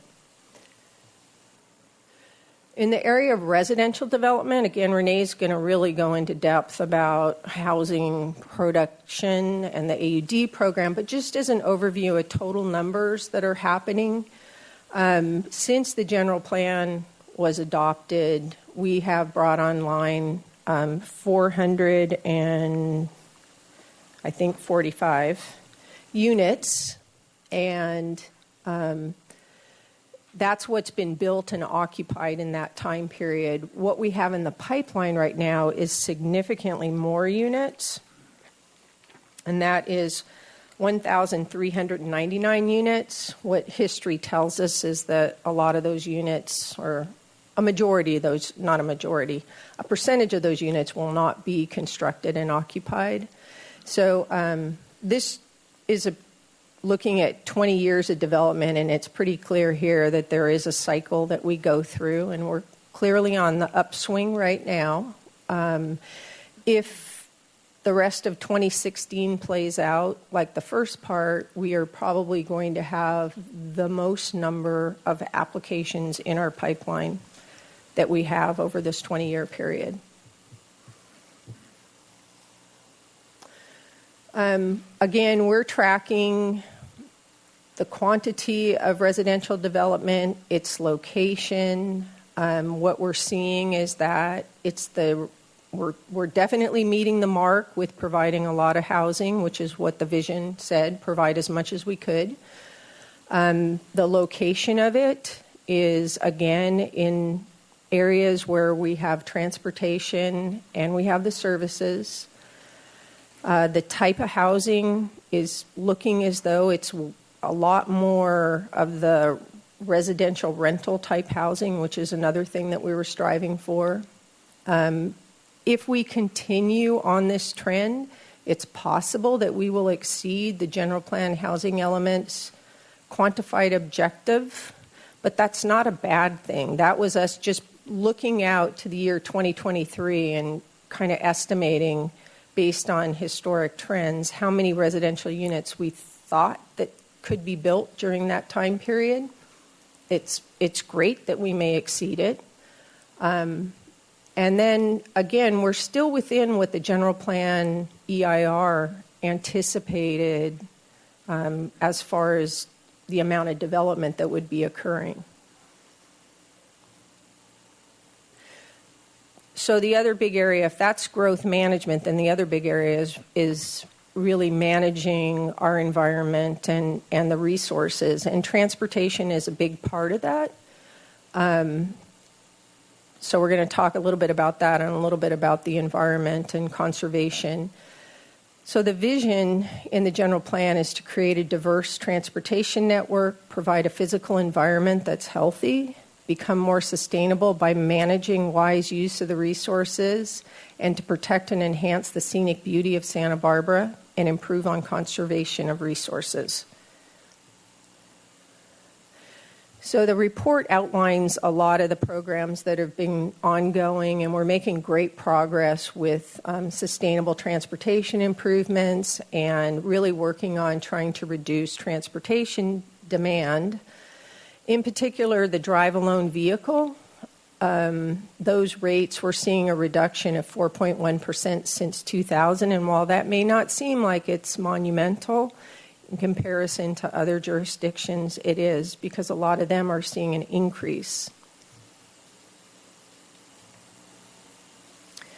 How we measure a lot about what's going on in the environment in today's world is through greenhouse gases, and we're striving and being mandated in some instances to reduce our greenhouse gas emissions. City operations showed a 5% reduction since 2014, and that equates to 32% below 1990 levels, and that's a baseline that a lot of greenhouse gases are measured by. As far as the community-wide greenhouse gas inventory, that's still in progress. We've reported several times about switching over to a new system, so we're hoping to have that completed in the not-too-distant future. And that will be very telling about where we're at today with the community's efforts. In the areas of resource conservation, since 2010, I believe, we've acquired 3 new open space and restoration areas. Again, this is huge for a community that is mostly built out. We are trying our best to preserve what is left of our open space areas. We've done an excellent job with water conservation, especially given the ensuing drought. And it's also a good place to point out here that, when we're talking about growth management and what was anticipated as part of looking at build out of the general plan and what's going on today with non-residential development and housing development, and there are concerns that that development is somehow using up water supplies that we don't have. Looking at long-term, the amount of water that is assigned to new development is a very small percentage of the overall water demand for the community. So I just wanted to point that out. The council's reported on that particular issue. They're briefed on it continually at this point. But looking out long-term, more normal course, we're within where we thought we should be. One of the changes that we made to this year's report is that we summarized a few of the other topics that are part of the vision statement, finding that most of the interest was in the growth management and the environment and the climate and transportation. We took a look at these 3 sections that are their broad topics are community design and historic resources, economic and fiscal health, and civic participation. And we just kind of gave you the highlights in this year's report and how we're making progress towards meeting the general plan vision. And the biggest reason why we did that is because that effort is available in other formats and it's reported to you at other times during the year. And then a very important part, so if that gives you the broad overview of how we're doing with general plan implementation, if you want to dive into details, I would direct you to looking at the Climate Action Plan and the General Plan Program EIR Mitigation Monitoring and Reporting Program Status Implementation Reports. They provide a lot of detail on a lot of programs. We've had those since the adoption of the General Plan and the Climate Action Plan. This year we really took pains at trying to reduce reporting redundancies by doing a lot of cross-referencing. We're showing the progress that's being made in meeting those mitigation measures and the climate action strategies. One thing that it does bring to light is that we need to start to consider the updates to both the Climate Action Plan and the General Plan Program EIR. As we get further away from their original adoption dates and emerging issues are coming up and circumstances change, it's important that we keep those documents up to date. And so that's really a very quick blaze and graze over the General Plan Implementation Report. And I would just ask if there's any questions right now. We're happy to answer them. Otherwise, we can hand it over to Ms. Brooke, and she'll get into the adaptive management program portion. Questions, Commissioner Pujol? Yeah, I have one question. I'd like to know if you could direct me or somebody could direct me into how to look a little further into that drive alone reduction rate that you have in your slide on transportation and climate change. I have a big pile of documents here, but I'm not sure if even that gets into any of it. So where could I find more information on what our expectation was, how 4.5%, whatever it is, 4.1% compares to that, how it compares to some of these other communities and whatnot? Is that in SBCAG's realm or? Okay, Mr. Chair and Commissioner Pujol, that drive alone reduction rate came from the census. So they do these annual surveys that are updated, and I know we got the original data from the census. I don't know if the city, I'm not aware of any targets that we're trying to hit, that we're hoping to hit through the general plan, any particular, special targets for that rate. And honestly, I don't know if SBCAG has any targets to reduce drive alone reduction rates. But I do know that that number came from the census, and it's something we can check every few years and see if it keeps going down.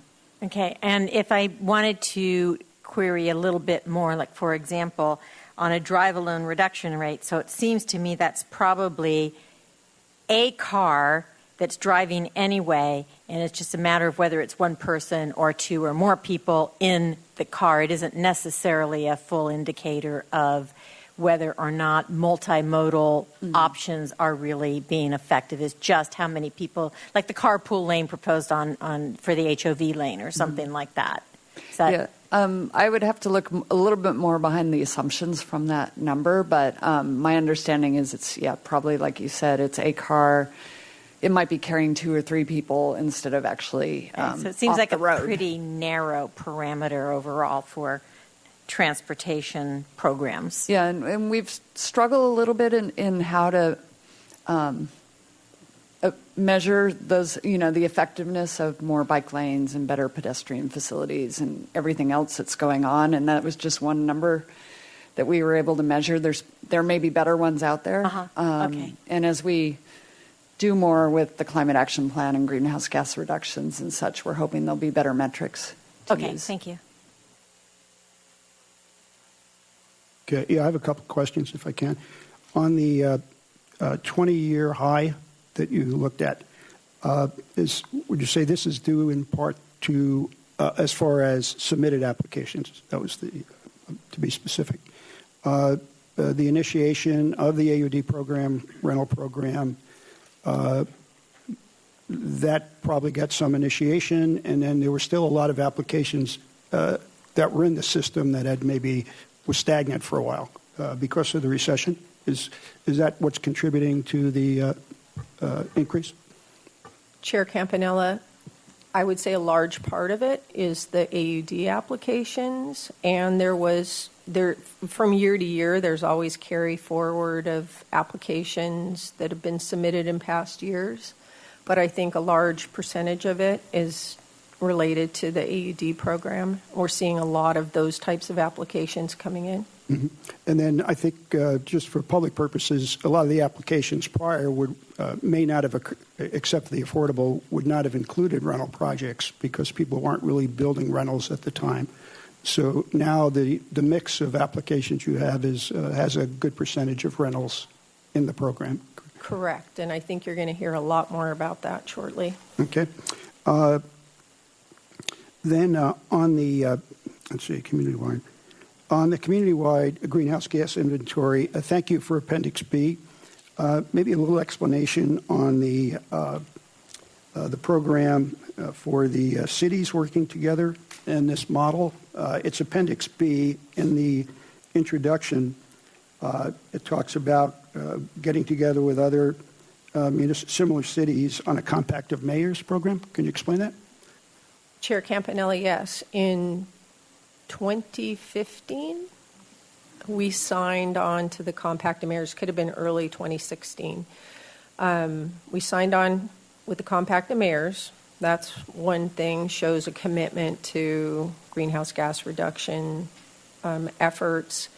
Another big change that's happening and what's taking longer with the actual community-wide inventory is that we're changing the way in which past inventories have been done. So we are utilizing a new software tool and a reporting platform which will aggregate our greenhouse gas reduction with other communities so that, when I think there's some pushback from some in the community that say, well, what can we do? We're just a small drop in, a big bucket. Mm-hmm.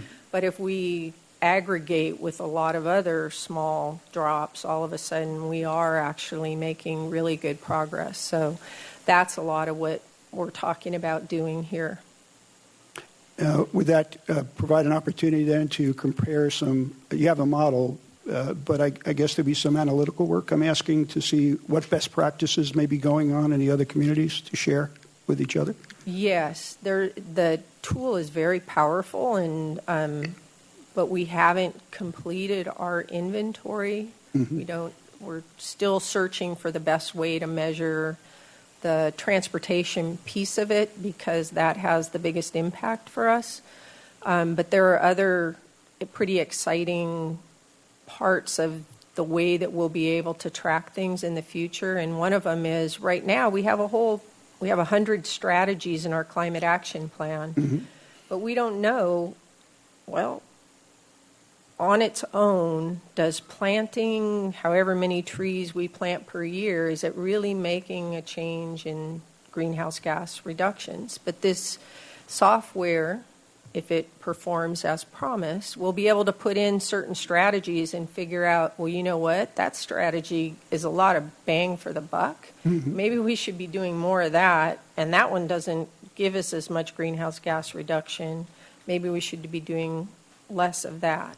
And so I think in the future we'll be able to target programs a lot better so that we can start to really make great progress in reducing greenhouse gases. And last point, I guess, it gives you a way to do a cost-benefit analysis if the city is initiating some of the community-wide.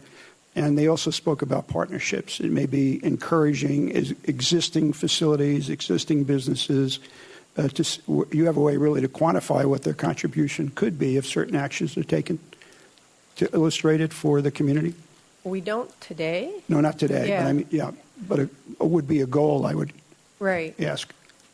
I think this is it's coming very quickly for us, and so we've got to get up to speed about, doing the inventory, figuring out new strategies, because the targets are only going to get more stringent.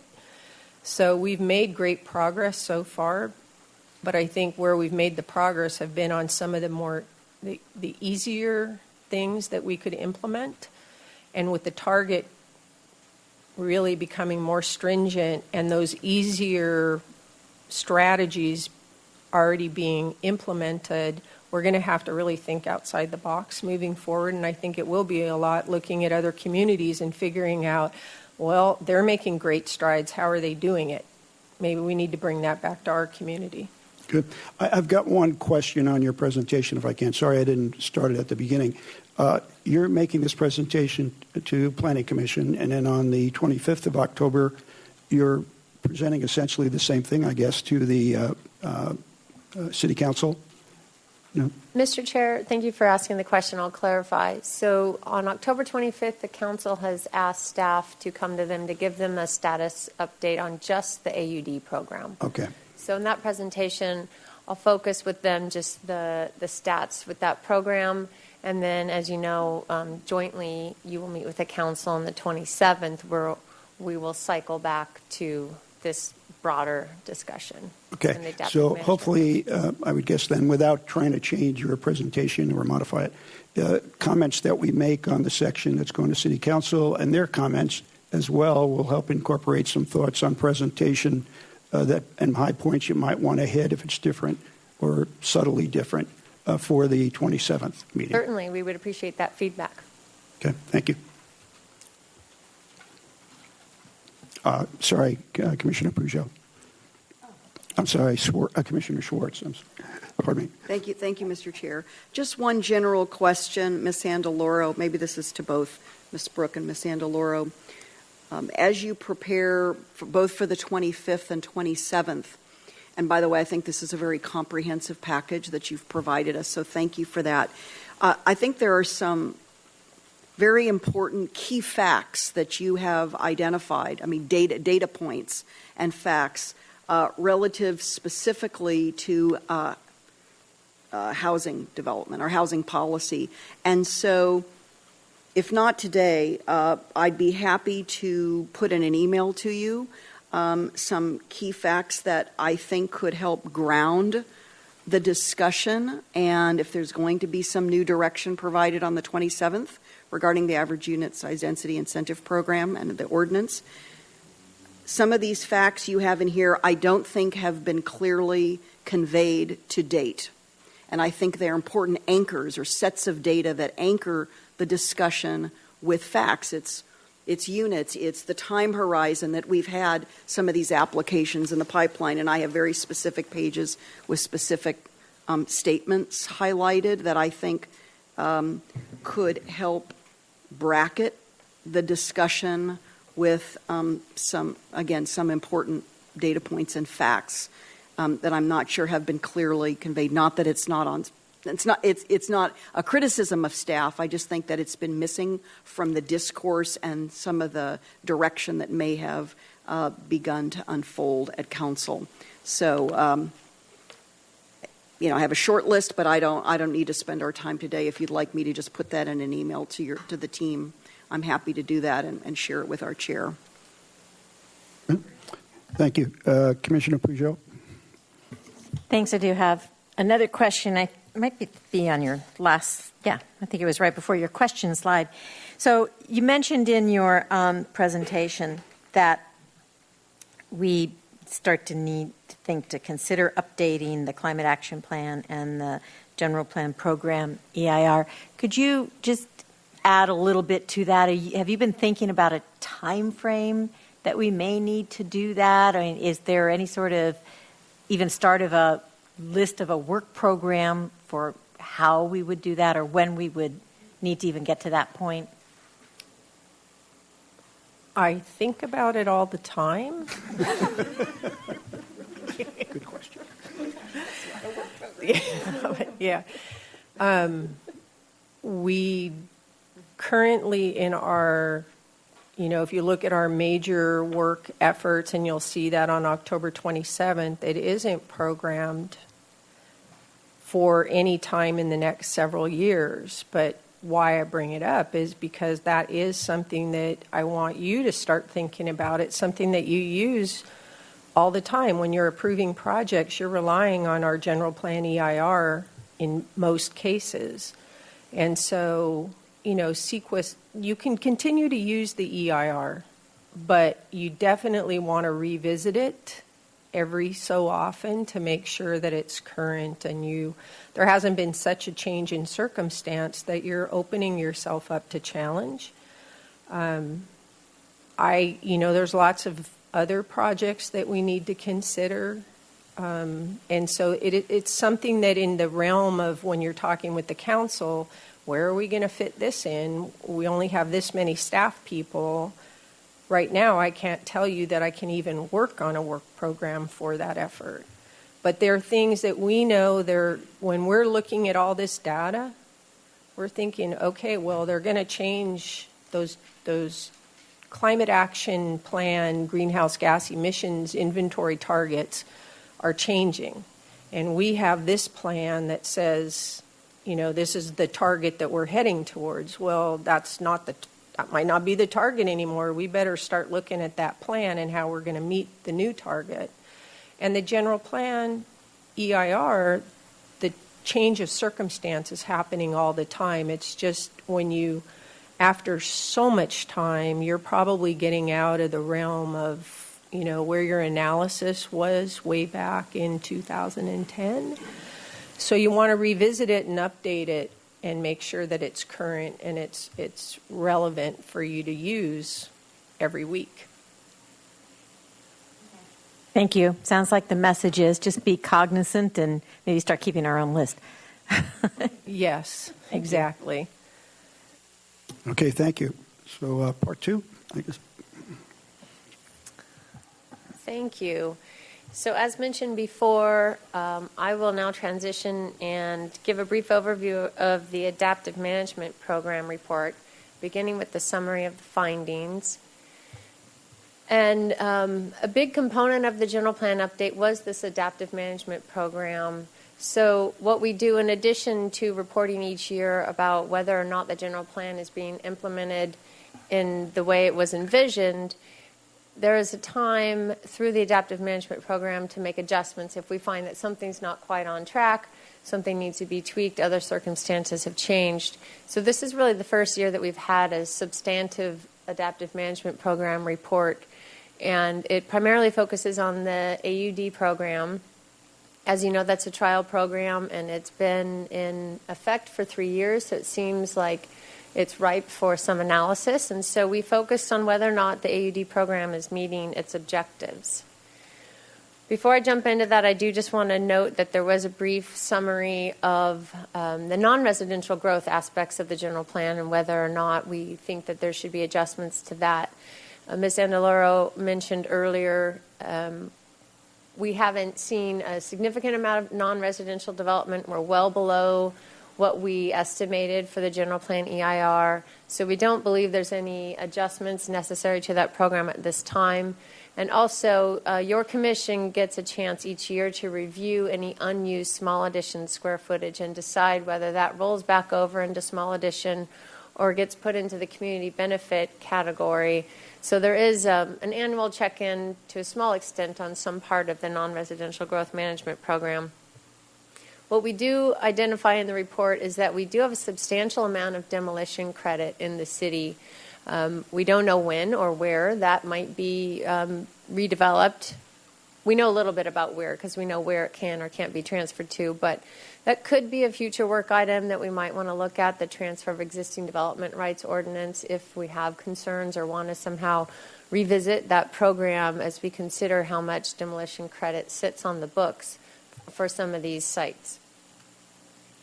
So now getting into the AUD incentive program, as you know, leading up to adoption of the general plan update and the zoning ordinance that implemented the AUD program, We had the variable density standards, which allowed density on a site based on the number of bedrooms in a unit as opposed to unit size. And what we were seeing all through the 2000s were very large, luxury, expensive condominium developments.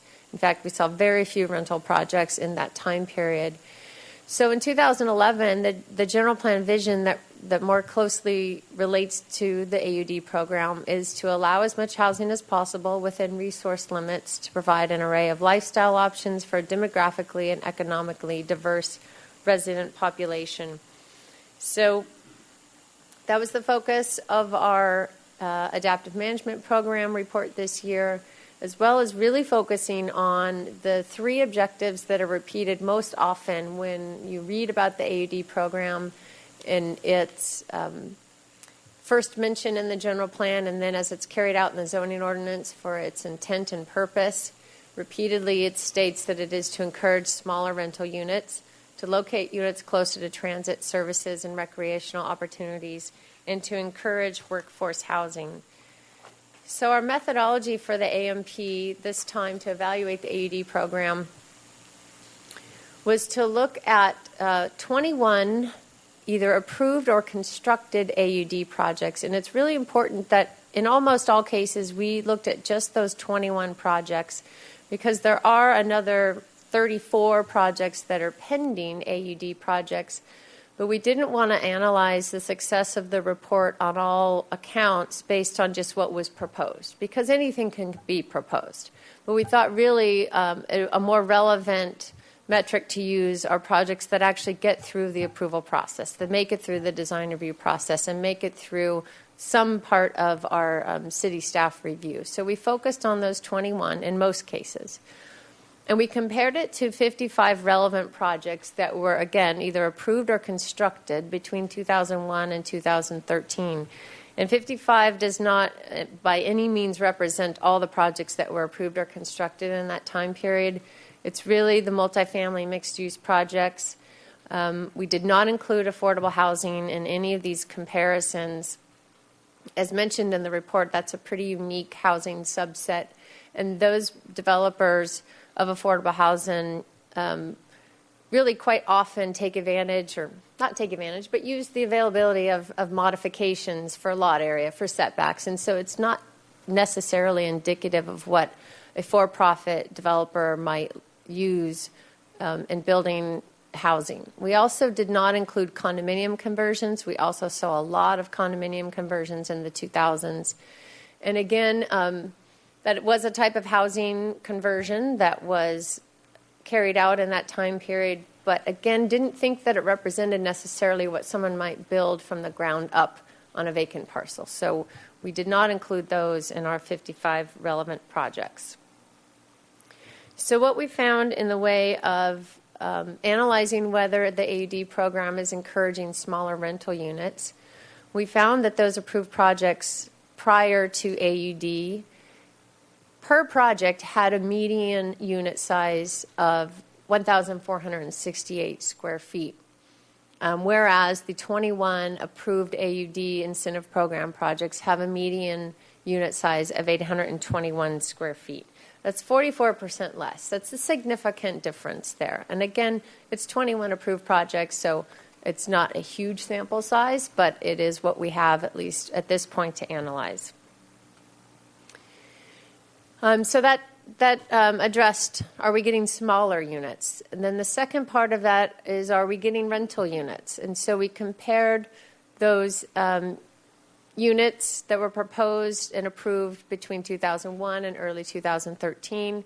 What you see here, the blue indicates condominiums completed or under construction and approved. So there were 0 rental units approved in these 55 projects again, and then overwhelmingly the condominium units made up the bulk of what was approved and constructed before AUD.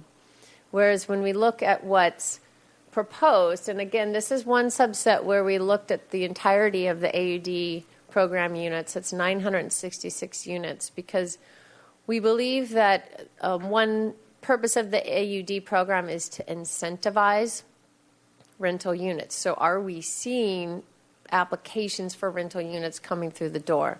So with looking at the entirety of 966 units proposed under the AUD program, you see that only 7 of those are condominiums. So 959 rental units proposed under the AUD program. The second objective, primary objective of the AUD program is to locate these units close to transit, services, and recreational opportunities. So what these two pie charts look at is the distribution of units in the various zones. And we've categorized them roughly into multifamily zones, that's R3, R4 zones, commercial zones, which there are quite a few zones that make up this commercial zone category, and then other. The reason that other is here is to represent in the 2000 to 2012 category of projects, we had housing units proposed in the HRC2 zone, which is in the coastal zone. We had them proposed in a couple other zones that we haven't seen with the AUD program.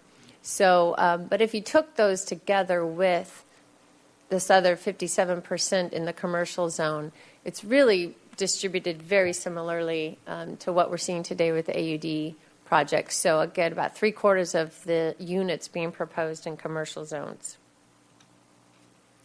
And then I just wanted to show this map. One, this indicates the distribution of AUD projects proposed and where they are within the city. And I primarily wanted to highlight the fact that we have this map on our website, our AUD program website. So if anyone's interested in looking at where projects are proposed, you can go. It's an interactive map. You can hover or click over these icons, and it will give you details about each project. So this just gives a general display of where the projects are proposed in the city. And again, we're seeing it where the highest densities are allowed in the multifamily and commercial corridors, and then up on Outer State Street. One other factor we use to evaluate whether or not we're seeing a difference in where higher density housing is proposed in their relation to transit and walkability and bikeability was Walk Score and Bike Score. It's a website that analyzes a number of factors to determine whether a particular address is particularly walkable or bikeable, and it's used a lot in the real estate industry. We used it as a way to, just another method of looking at whether or not these sites are particularly walkable or bikeable, and we found that really in comparison to those projects proposed prior to AUD, they're very similar scoring-wise. So generally proposing them in similarly attractive places to bike and walk. So the third objective of the AUD program is to encourage workforce housing. And we've walked through the commission, we've walked through this with you before, but this time we have a little bit more information to share. So first, we needed to define what is workforce housing. It's mentioned throughout the general plan and the housing element often.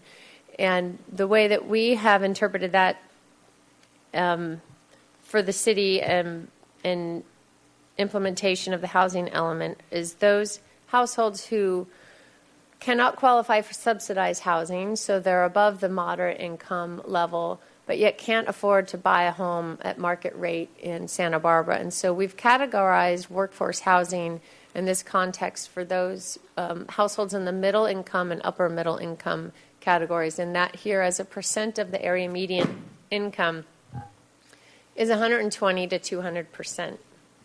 And the area median income right now for the county of Santa Barbara, I believe, is just around $77,000. So those percentages relate to that income for a household of 4. So again, continuing, digging down a little bit more into what is workforce housing and is AUD providing that type of housing.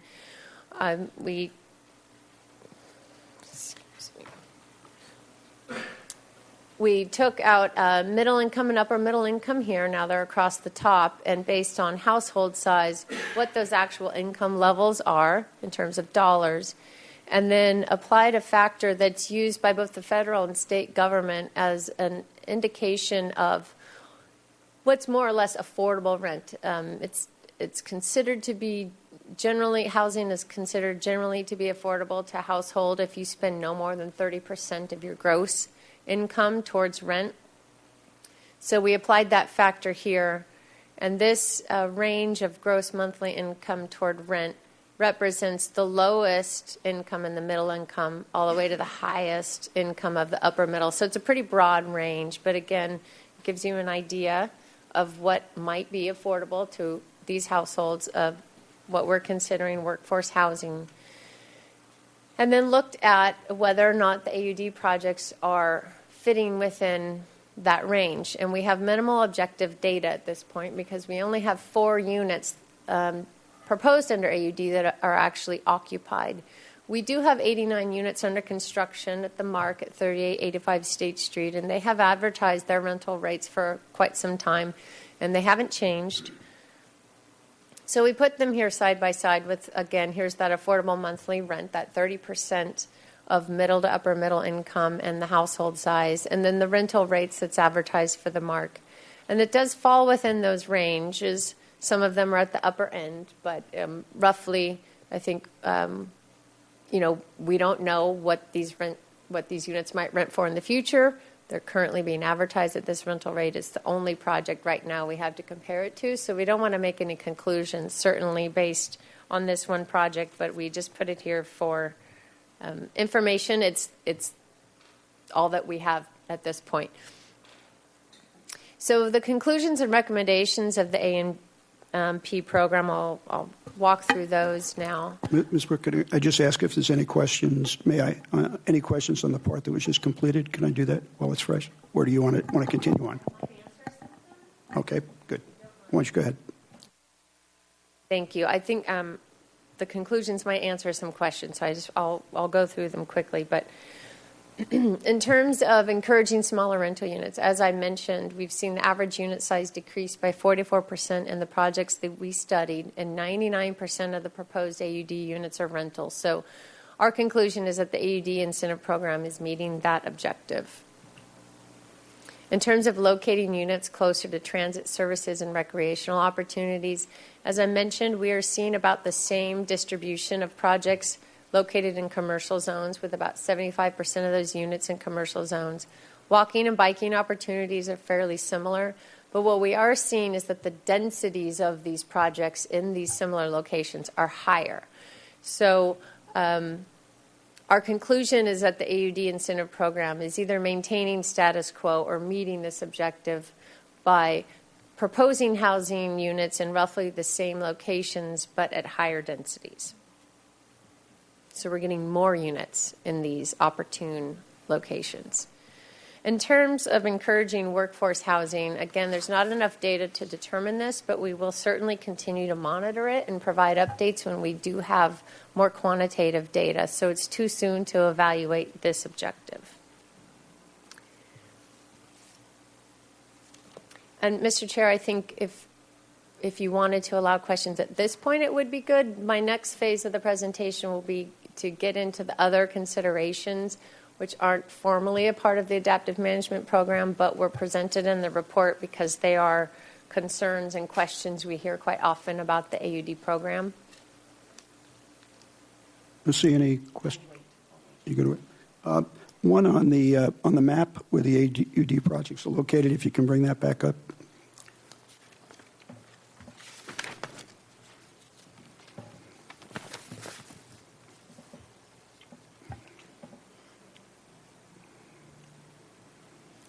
Slide 26, I guess.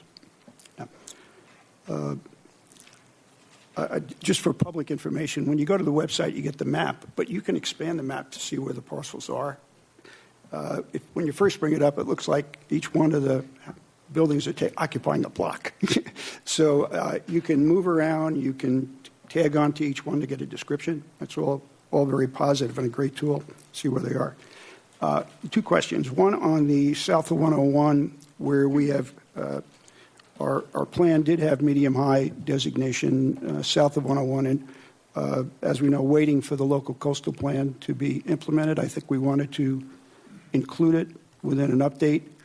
What is the status of when we might see some of that being available for developers on the south of 101? Chair Campanella, good question. We, of course, are in process with the local coastal program update. We are working on the land use plan, which that it would be the policy document. Following that, we would be working on implementing zoning changes and ordinance changes. It's quite a ways off at this point. There's also, issues have been brought up by the Coastal Commission staff about, different parts of our growth management program and housing programs and everything. So I'm not going to paint a positive picture that this would happen anytime soon, and probably a few years off from really dealing with it. Okay, and then in between that, people would have to, residences would have to be applied for under base zoning, is that correct? Chair Campanella, the variable density standards still apply in the coastal zone. Oh, okay, because you don't have the replacement. Correct. Okay, so it's variable. Okay, great, understand that. Okay, and then the second area, thank you for background on SD2 on Upper State.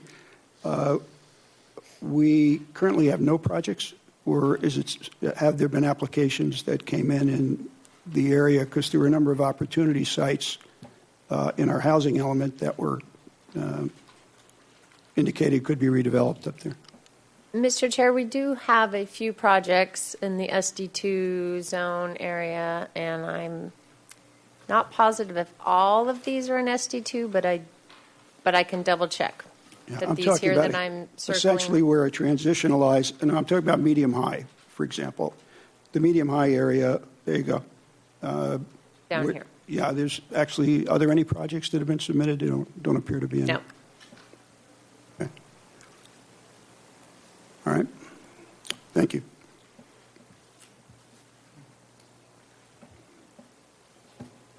Okay, then I will just wrap up here with a few other considerations regarding the AUD program. As I mentioned, so I've concluded with what we formally put into the adaptive management program, and then we did spend quite a bit of time in the report talking about other considerations which have been topics of discussions as you and the council and design boards talk about the AUD program. One I'll touch on now is the initial trial period.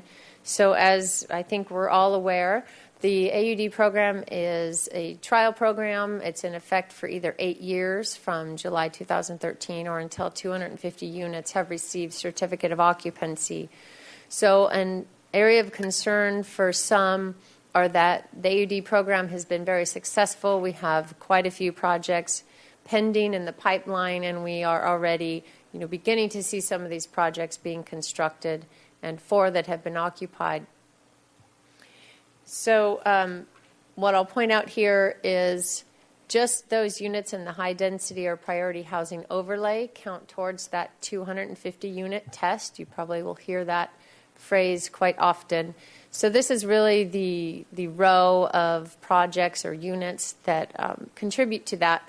And we do have 629 projects either pending approved or have a permit issued that make up that test. 151 of those units are under construction. We have another 164 units approved. So with those, if they follow through in obtaining their building permits and begin construction under normal circumstances, we'd expect that we would reach that 250th certificate of occupancy in about the next 2 to 2.5 years. So the recommendation that we have in this report is that decision makers consider initiating an ordinance amendment by the end of 2017 to address this. An ordinance amendment takes at least a year, and so we felt that if one was initiated by about this time next year, it could be feasibly completed before we would see that 250th unit occupied. Another area is the annual survey data. This is a series of, I believe it's 8 or 9 questions that is required of most AUD projects. It asks a series of questions that information that's supplied by either the property owner, manager, or the tenant actually living in the units. There are a couple of those questions that we can obtain just from project plans, and so we don't need to rely on the cooperation of the applicant or the resident. The remaining questions do have to rely on the cooperation of the tenants to provide data such as where they moved from, where zip code of their employer, how many cars do they own, what's their primary mode of travel. In any event, the survey questions are not required to be submitted till staff until the December of each year and not until a project has been fully occupied for 6 months. So we don't expect to receive any of those surveys until the end of 2017. So our recommendation is that we continue requiring this survey. We'll continue to condition projects so long as we find that it's useful. And then once we actually begin receiving those surveys, we'll know if we receive them in a timely manner that they can actually help evaluate the effectiveness of the AUD program. Another area of concern that we've heard is the residential parking standards for the AUD program. As you know, AUD projects are only required to provide 1 space per unit and no guest parking. That's the same as a mixed-use project in the Central Business District. It's very similar to a mixed-use project where residential is less than or equal to or less than 50% of the project. But it's less than the standard multifamily parking ratio, which is based on bedrooms, and you typically would see 1.5 to 2 parking spaces per unit and required guest parking. We found that most AUD projects are providing just the 1 space per unit. The one exception is the Mark on Upper State Street. They're providing 127 spaces for the 89 units. Staff does believe that there is a potential to affect on-street parking supply with that parking ratio of just 1 space per unit, especially outside the Central Business District. So one of our recommendations is to consider a focused ordinance amendment to require additional parking outside the Central Business District. The next topic is building height. At the same time that the AD program was adopted, building heights were decreased. Maximum building heights were, in essence, decreased. It still states in the code that the maximum height is 60 feet in commercial zones, but you can only build to 45 feet unless you are deemed a community benefit project. Rental housing is one of those community benefit projects. Even so, we have not had an approved AUD project seek or get approval to go above 45 feet. So what we've seen in our analysis of approved AUD projects is that the median height in commercial zones is right at that 45 feet, though. There are a couple that are less, but overall, I believe there's only 6 projects approved in commercial zones, and I believe 4 of them were approved at 45 feet. The median height in the R3, R4 zones is just 25 feet 4 inches, where the maximum height there is 35 feet. We've actually seen in studying AUD projects versus the condominium projects that were proposed in the 2000s that the median height in the multifamily zones has actually decreased since the condominium developments. With this particular topic, which I'll talk about more, is our recommendation there is if there's concern with the building heights of projects proposed that we carry that out through additional support to the design boards, which are the decision maker for the large majority of these projects. Similarly, with respect to open space on AUD projects, the AUD program, when it was implemented, requires less on-grade open space than was previously required with multifamily and mixed-use housing development. And it also provides flexibility about where that open space is provided. We haven't yet collected all the data for projects to analyze how AUD projects are doing in that regard, but we know just qualitatively and anecdotally in what we have heard from discussions with design boards, that it appears that these projects are providing less on-grade landscaping. They're meeting the open space requirements, but we're not seeing that on the ground as much as we used to.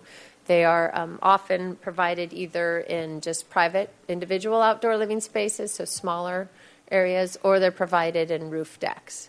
So there has been concern expressed about some of these projects not having substantial landscaping on the ground or not having enough relief and building mass because there's less on-grade open space. So this is an area we do want to continue to study and also provide additional support to the design boards so they have more information when they're reviewing these projects. So we've identified a number of areas where we could improve the design review process, and staff is actively working with subcommittees of the ABR and HLC already to implement some of these, and we hope to have some of these in effect very quickly. As I mentioned, we've heard concerns from both the public and design boards with size, bulk, and scale of some of these projects, compatibility of them in the neighborhood, and proximity to historic resources. We've also heard from many of the design board members that they don't feel their review procedures are adequate to review these larger projects, that they're just not equipped to review them, and staff also admits that existing guidelines are dispersed in several documents. They're not all in one place, and or they may not be completely relevant to the types of projects we're seeing today. So we are working with the ABR and HLC on some interim multifamily mixed-use design guidelines.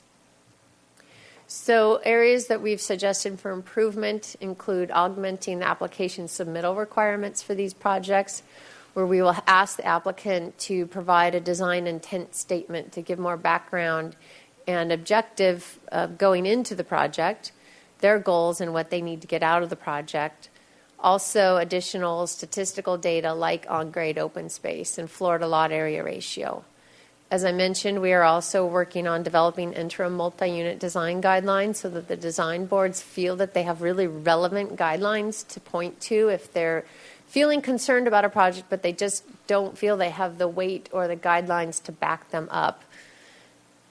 We also want to provide more project and neighborhood data for the design boards so they know how a proposed project relates to its neighborhood in numbers and in some of the subjective qualities that we always have that enters our design review process, but we want to try to give them more objective data too.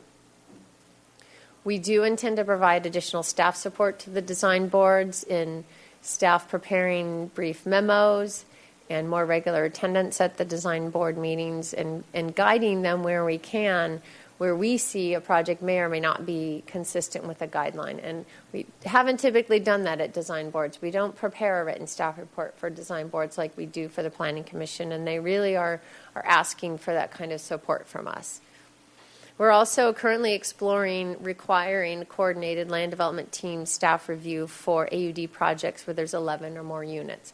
Right now, that's not a requirement. Many are opting to do it, which is good. Project applicants are opting for that pre-application review, but it's not currently required. So next steps at this point is to take public input at this meeting and then to really turn it over to the Planning Commission to discuss what was presented today as well as the full body of the report if there's something we didn't touch on today. And then we would welcome direction in preparation for the joint meeting on the 27th if there's certain areas we should highlight more or less.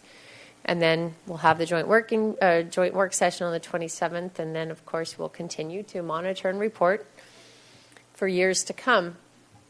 So what I'll leave you with is this slide that summarizes those four areas that were in the other considerations of the AUD program for the Planning Commission to consider.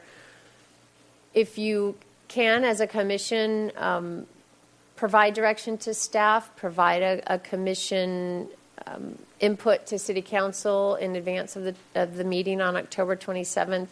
We've listed here what we have recommended, and we would welcome your input on the initial trial period, the annual survey, parking standards, building height, and open space. And what I'll emphasize, just so that we can make some headway today, hopefully, within the time we have, is to try to just address the very basic question. For instance, in the residential parking standards, does the Commission believe that there should be a focused ordinance amendment. Not the details of the amendment necessarily, because we might not have the time or all the information to get into that, but just should one even be considered? So if that can help move the conversation forward, I'll offer that to you. And then that concludes my presentation. Okay, thank you. I think we might have a few more questions on this section, but we do have one public speaker who I'd like to have come up. Is there any more? Ms. Golarte, are there any more public slips that we have? Chair Campanella, there's not. Okay. We have Lindsay Baker. And as opposed to the last meeting on this subject, I will give Lindsay a full 2 minutes. Thank you. Good afternoon, Chair Campanella, Commissioners. I'm Lindsay Baker, co-president of League of Women Voters. The League of Women Voters has a long history of being supportive of efforts to develop and persevere and preserve affordable and moderate income housing where appropriate within the environmental constraints of water supply, air quality, and transportation. However, the League, like many of your residents, is deeply troubled by the direction that the present AUD experiment has taken. This was to be tested as a way of having smaller, more affordable rental units built in the downtown area. Only one such project has been built, and we have learned that those units will have to be market rate and therefore expensive for very small units. These units could have been built at the former 27 units per acre for exactly the same price. Meanwhile, almost 1,000 units are in the open development pipeline waiting to be built with similar density bonuses and no affordability benefit to the city. Are we really prepared to give developers huge advantages with no benefit to the city? We understand that under state law, cities that give developers special benefits to build housing can require restricted rents. Why have we not been discussing doing so? Many presently affordable units may be destroyed in order to build these expensive apartments. The League asks you to immediately begin the work of reevaluating this experiment to start making changes to the program using adaptive management. In the meantime, of course, no more projects should be accepted into the development process until all these problems have been solved. Thank you for your attention. Mr. Chair, I have a question to the speaker. Ms. Baker? Ms. Baker, thanks for writing the letter and coming down. I just wanted to ask you, and I did read your letter, you state in the beginning, it seems like you'd like us to consider these projects, you say, where appropriate. Can you elaborate on that? No, I can't, but I can get more information and come back and respond to you. I think that would be helpful. One of the things we've heard is whether or not there ought to be ordinance tweaks with regard to the incentives in the commercial zone versus the R3, R4 zone district. So I'd be interested in the League's opinion on that.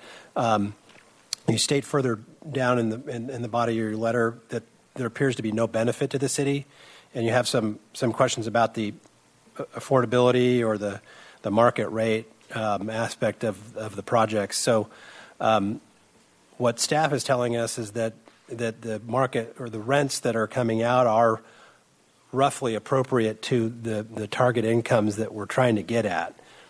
Is that not your opinion, or were you expecting a different result with regard to the rents or the? Well, in general, we feel it's still too expensive. For the rents? Yes. Okay. If I might announce that next Wednesday, the League of Women Voters is having a public forum on rental housing. And we're going to have 6 speakers. We're going to have the roundtable rental represented and a lot of speakers for the community. It's at noon at Louise Lowry Davis Center. I said next Wednesday. It's the third Wednesday of the month. Thank you. Thank you. I'm sorry, where was that located?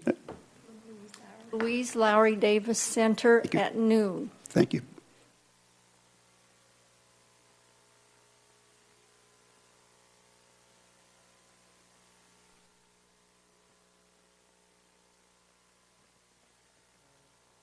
Commissioner Schwartz on questions, and given the time that we're at, we want to make sure we, not just for you, Commissioner Schwartz, but all of us, maybe concentrating initially on the staff recommendations, and then if we have adequate time, we can go on to other topics, including what's in the package that we have before us. That might be the most efficient way to do it, if we can. Thank you. Thank you. Ms. Brooke, there are several references to a potential recommendation to provide the review boards with, quote, additional tools. Is that a generic description, and does it tie to what you verbally described today, or are there other specific, quote, tools that you could identify for us to consider in the overall recommendations you're making?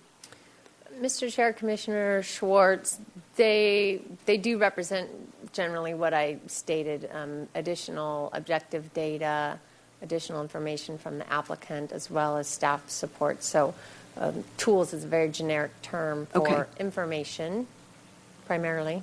And staff reports. And guidelines. What about site visits? At one point, there have been some discussion about site visits for some of the larger, more complex AUD proposed projects. Yes, thank you for raising that. That is another area that the design boards, or at least the HLC, has had an interest in. It's always been an option for them to have an organized site visit. It may be something that they exercise more regularly for some of these larger projects. So we would certainly support that. The multifamily, let me get to this, the design guidelines. These interim, I think you referred to them as interim revised multifamily design guidelines. Can you tell me a bit about that, since our Planning Commission Housing Subcommittee has been talking with staff about that for some time, and so I'm wondering what you envision there if we are to recommend that that be part of the package of, I guess you would call it, additional support and tools for the review boards? Yes, so they're draft at this point, and they don't yet have the input of the ABR. Primarily, the HLC subcommittee kicked off the effort again after staff had initiated a subcommittee of the ABR and HLC, and I believe the Planning Commission, in developing what we thought at the time would be a more robust work program for multi-unit mixed-use design guidelines, but we didn't have that in our budget to carry out. So what we're proposing at this point is a small subset, a work program that we can actually accomplish in a couple of months with just in-house staff resources. The period we're at now in developing those is we've had several meetings of the HLC subcommittee. We've been to the full HLC to run by them the general concepts that we're discussing, and then now we're bringing in the ABR to get them caught up. Generally, the flavor of the guidelines are to try to give them some more points to look to when they are considering their 6 compatibility criteria. They're very general. Like, one of the compatibility criteria is, does the project provide adequate open space and landscaping? So they have proposed some guidelines that helps them know whether or not a project meets that criteria. So it's really trying to flesh out those compatibility criteria.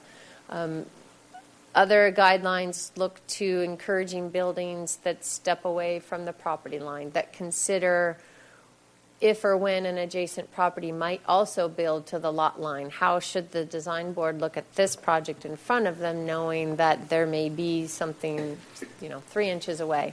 So it's just it's really focusing on the infill development. And again, because this was really spearheaded by the HLC, their focus was initially looking at projects in EPV and really the downtown core. So that's really infill, although ABR also very relevant for them to have similar guidelines as well, given their purview.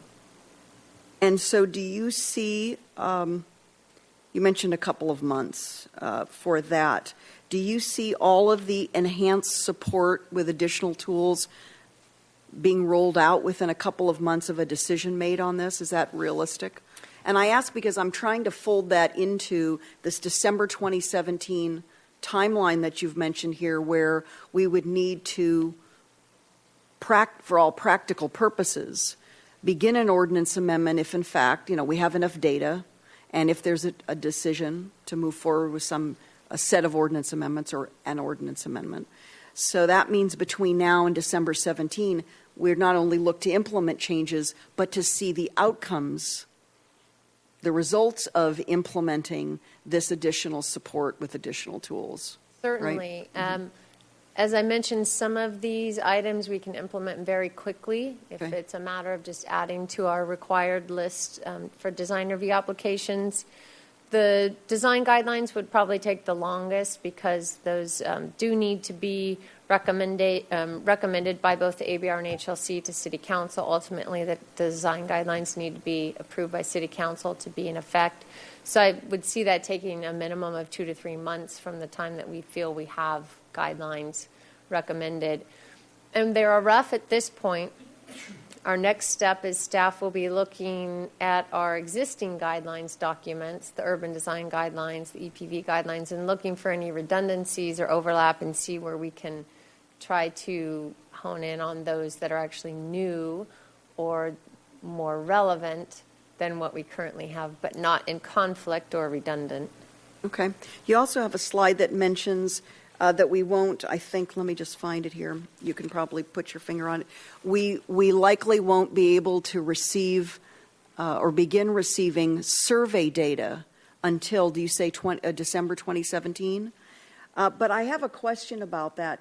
Just as with the MARC is taking pre-applications, tenant pre-applications, could we not request of every approved or deemed complete, I don't know at what point we would ask this, of the AUD applicants to begin, if they would be agreeable, this would be voluntary, I suppose, to assist the city in gathering some critical survey data. If we just look at zip codes and in the pre-application form, so pre-applicants could give the property manager, owner, their current residential zip code, their current employer zip code, and that would certainly tell us very quickly, no names, it doesn't have to be with a name, I understand there's the confidentiality issue, but where these prospective tenants are living now, where they're working now, and this is part of the who, and let me just net this out.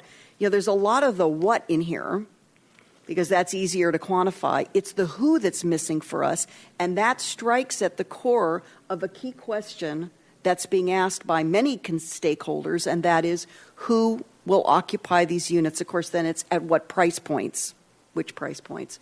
But I would think that we could get to the who in some regards a lot sooner than December 2017 if we could get cooperation from these property management companies / property owners if they'd be willing to help us with this. Again, keeping the tenant confidentiality in mind. So I don't know if you have any comments now about that or you just want to tuck that away for staff to mull over.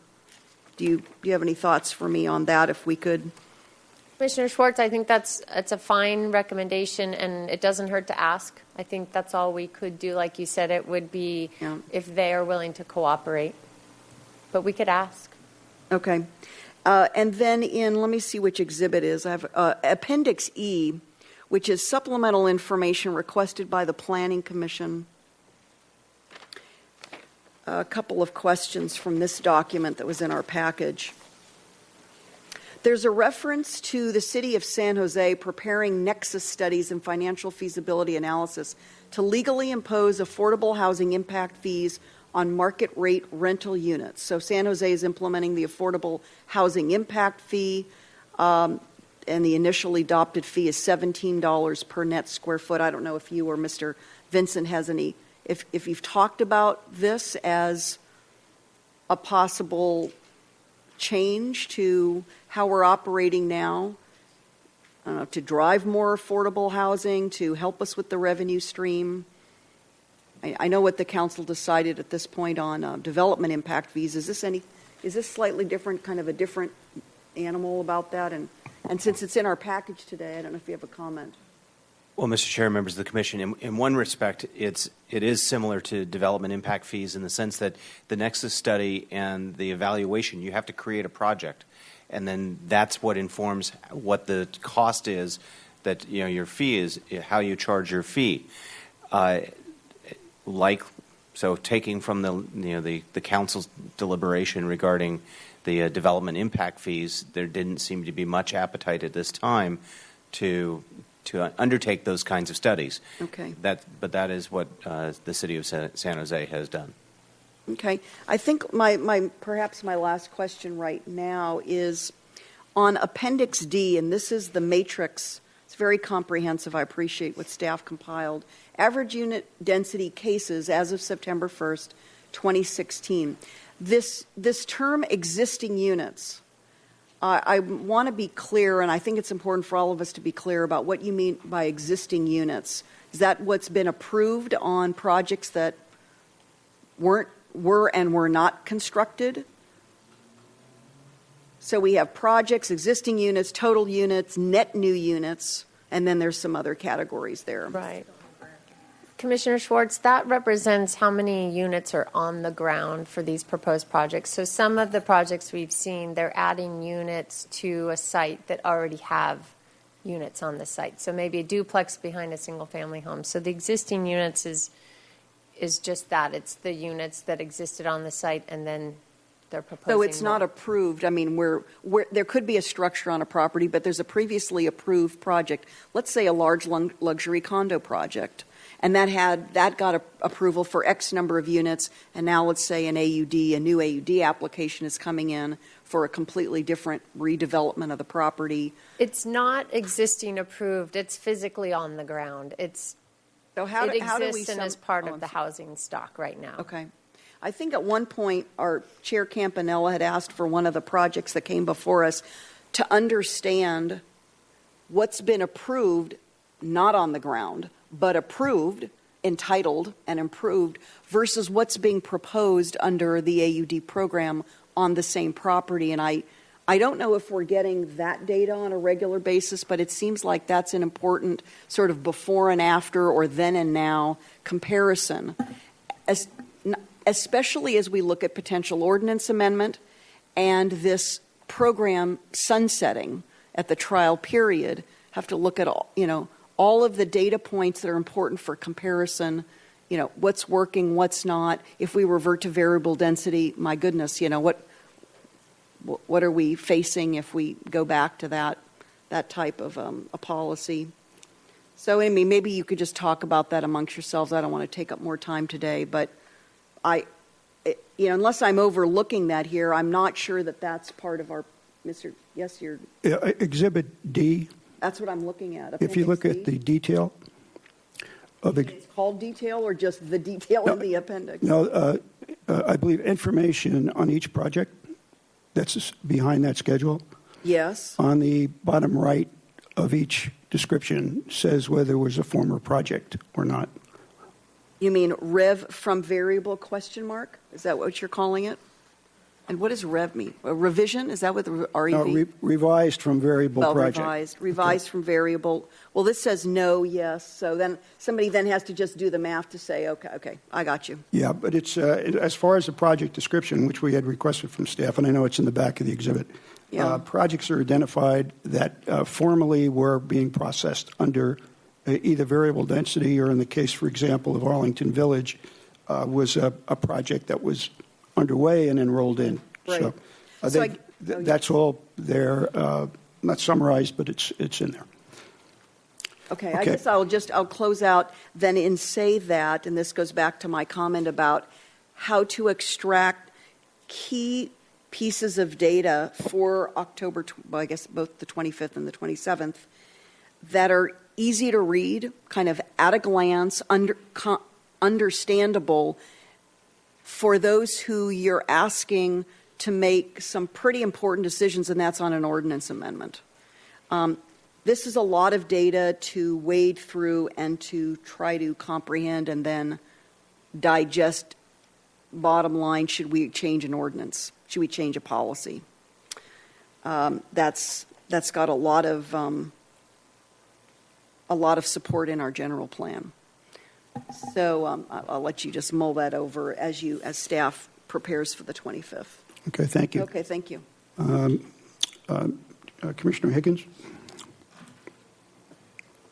Mr. Chair, do you want our comments on this yet, or are we just in questions? No, questions relative to concentrating for the moment on staff recommendations so we can make sure we get answers before Ms. Brooke has to leave. Sorry, you want questions or our comments on these? Questions first. Okay.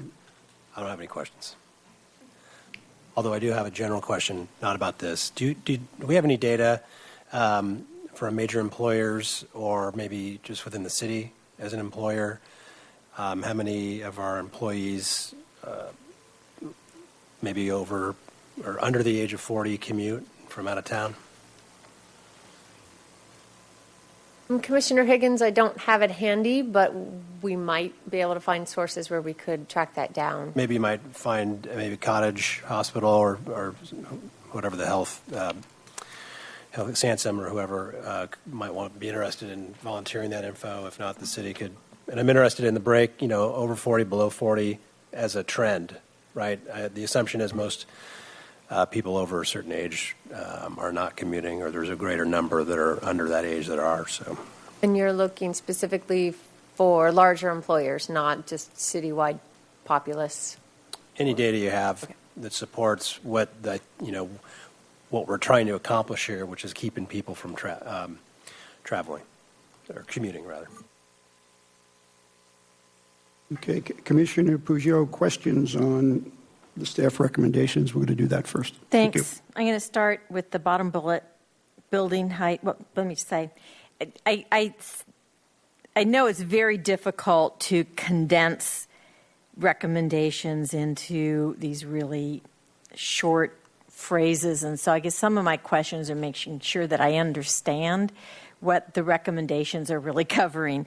So on the last bullet, you say building height and open space, and then provide design boards with additional tools and support. And I know that Commissioner Schwartz was asking some questions about that one previously too. So I just want, for my own purposes in coming back with comments on this, when you say building height and open space, does that assume that these guidelines and tools that you're preparing would also aid in compatibility with the surroundings and the neighborhood compatibility and whatnot? Because you don't actually say that, but I think you must mean that. Commissioner Peugeot, certainly. That is meant in that. And then when you were talking in response, we were speaking in response to Commissioner Schwartz about her questions about the multifamily design guidelines, and now kind of morphing into the interim guidelines and the process for that. What I guess I still don't have quite clear is those subcommittees that you're working with now, do they include a planning commission subcommittee, or would at any point those interim guidelines be funneled through the planning commission for comment?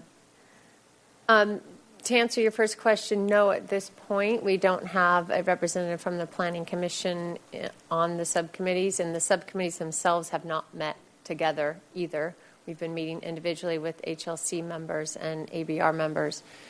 We will be discussing this at the joint meeting with City Council. Typically, guidelines are not required to go to the Planning Commission.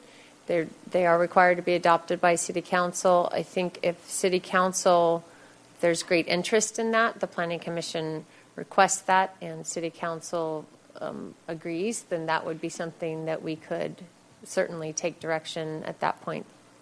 Because I think some of the ones that HLC and all have struggled with are also some of the same projects that when they were referred to Planning Commission, we also struggled with, and a lot of it had to do with compatibility and fit.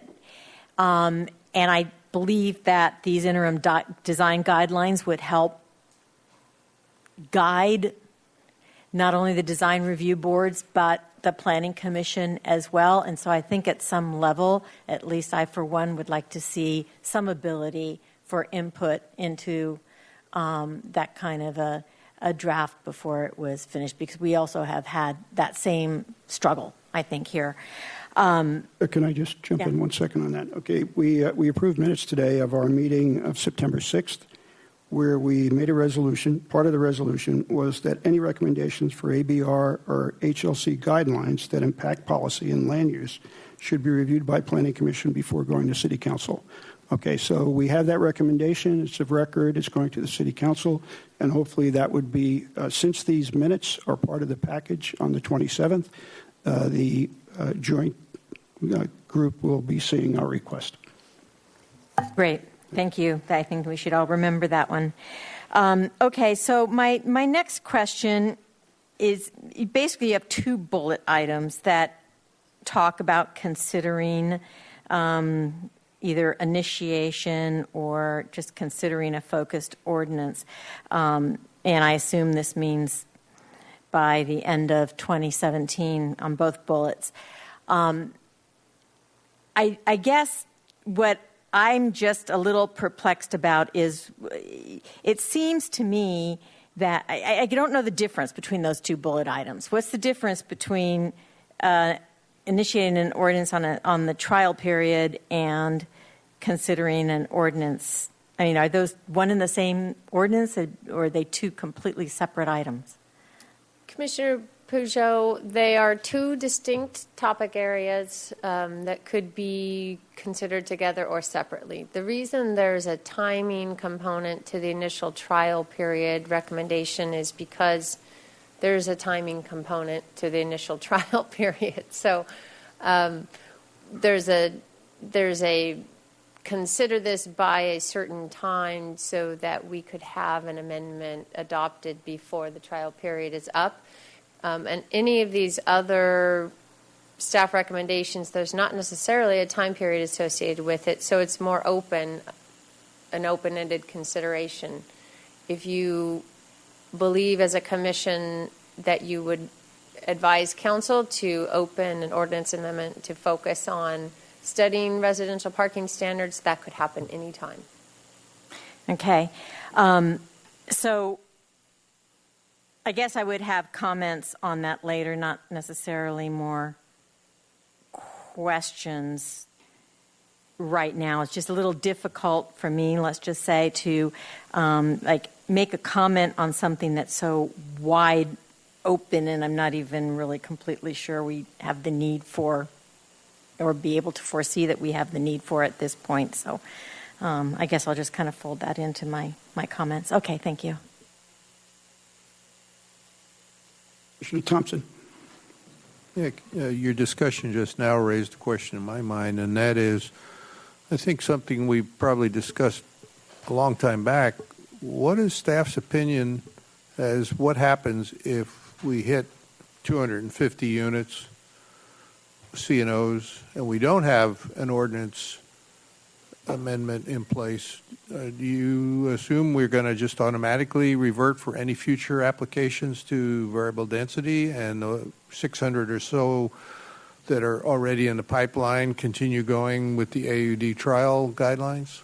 How do you envision that will be handled? Right, Mr. Chair and Commissioner Thompson, the code says that once either 8 years have passed or 250 units have been constructed, have received a C of O, it automatically reverts to variable density. So there's not really any question about what happens when either one of those points are reached. It does also allow for continued processing of any application that's been deemed complete up to that point. So that if we don't have an ordinance amendment in place sometime, as you're projecting at the current rate, sometime in early to mid 2018, it's automatically going to just revert to variable density with no action taken. Yes. But the ones that are already in the pipeline will continue through with the current trial guidelines. So I just wanted to get that clarified, and that's the reason why you're saying that even though we don't have a lot of information to go by, because it takes us so long to do an ordinance amendment, if we don't get one in place by the end of 2017, even if we don't have data to make that amendment on, it's automatically going to be back to variable density. So that's the timing issue that you were just discussing with Commissioner Peugeot. Mr. Chair, members of the Commission, I'd like to offer one other possibility. When Ms. Brooke explained that, yes, a wholesale or an overhaul of AUD or, there are a number of policy questions involved in that kind of ordinance. I hear from the Commission a concern, almost a dreading of returning to variable density. We could have a very simple ordinance that would extend that time horizon.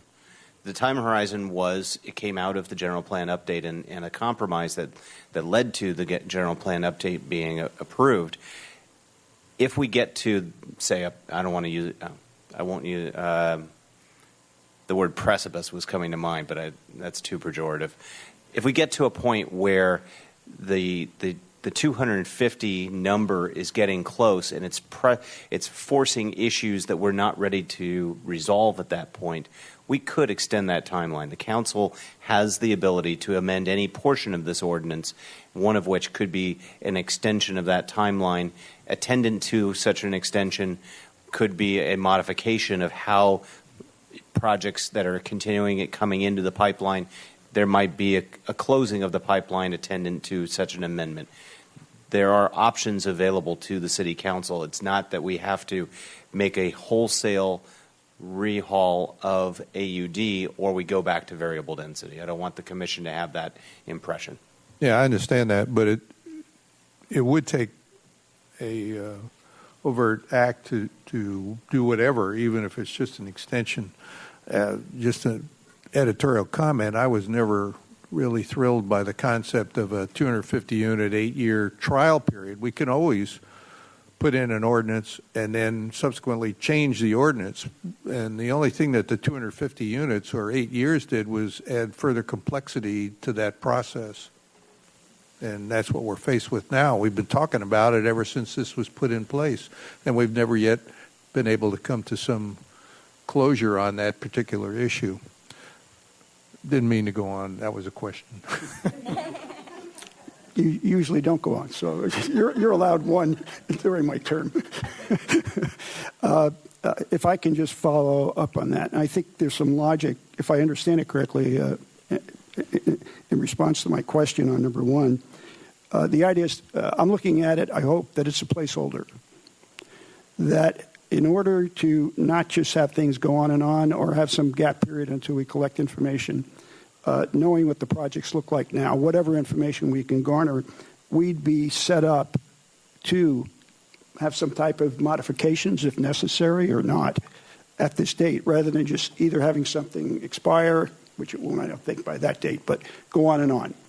And it forces us really to think about what's happening. And even if it's, this is considering, and I don't know, we have to sort of get together and try to say, is what's working, like we're talking about now, or what do we want to do about it?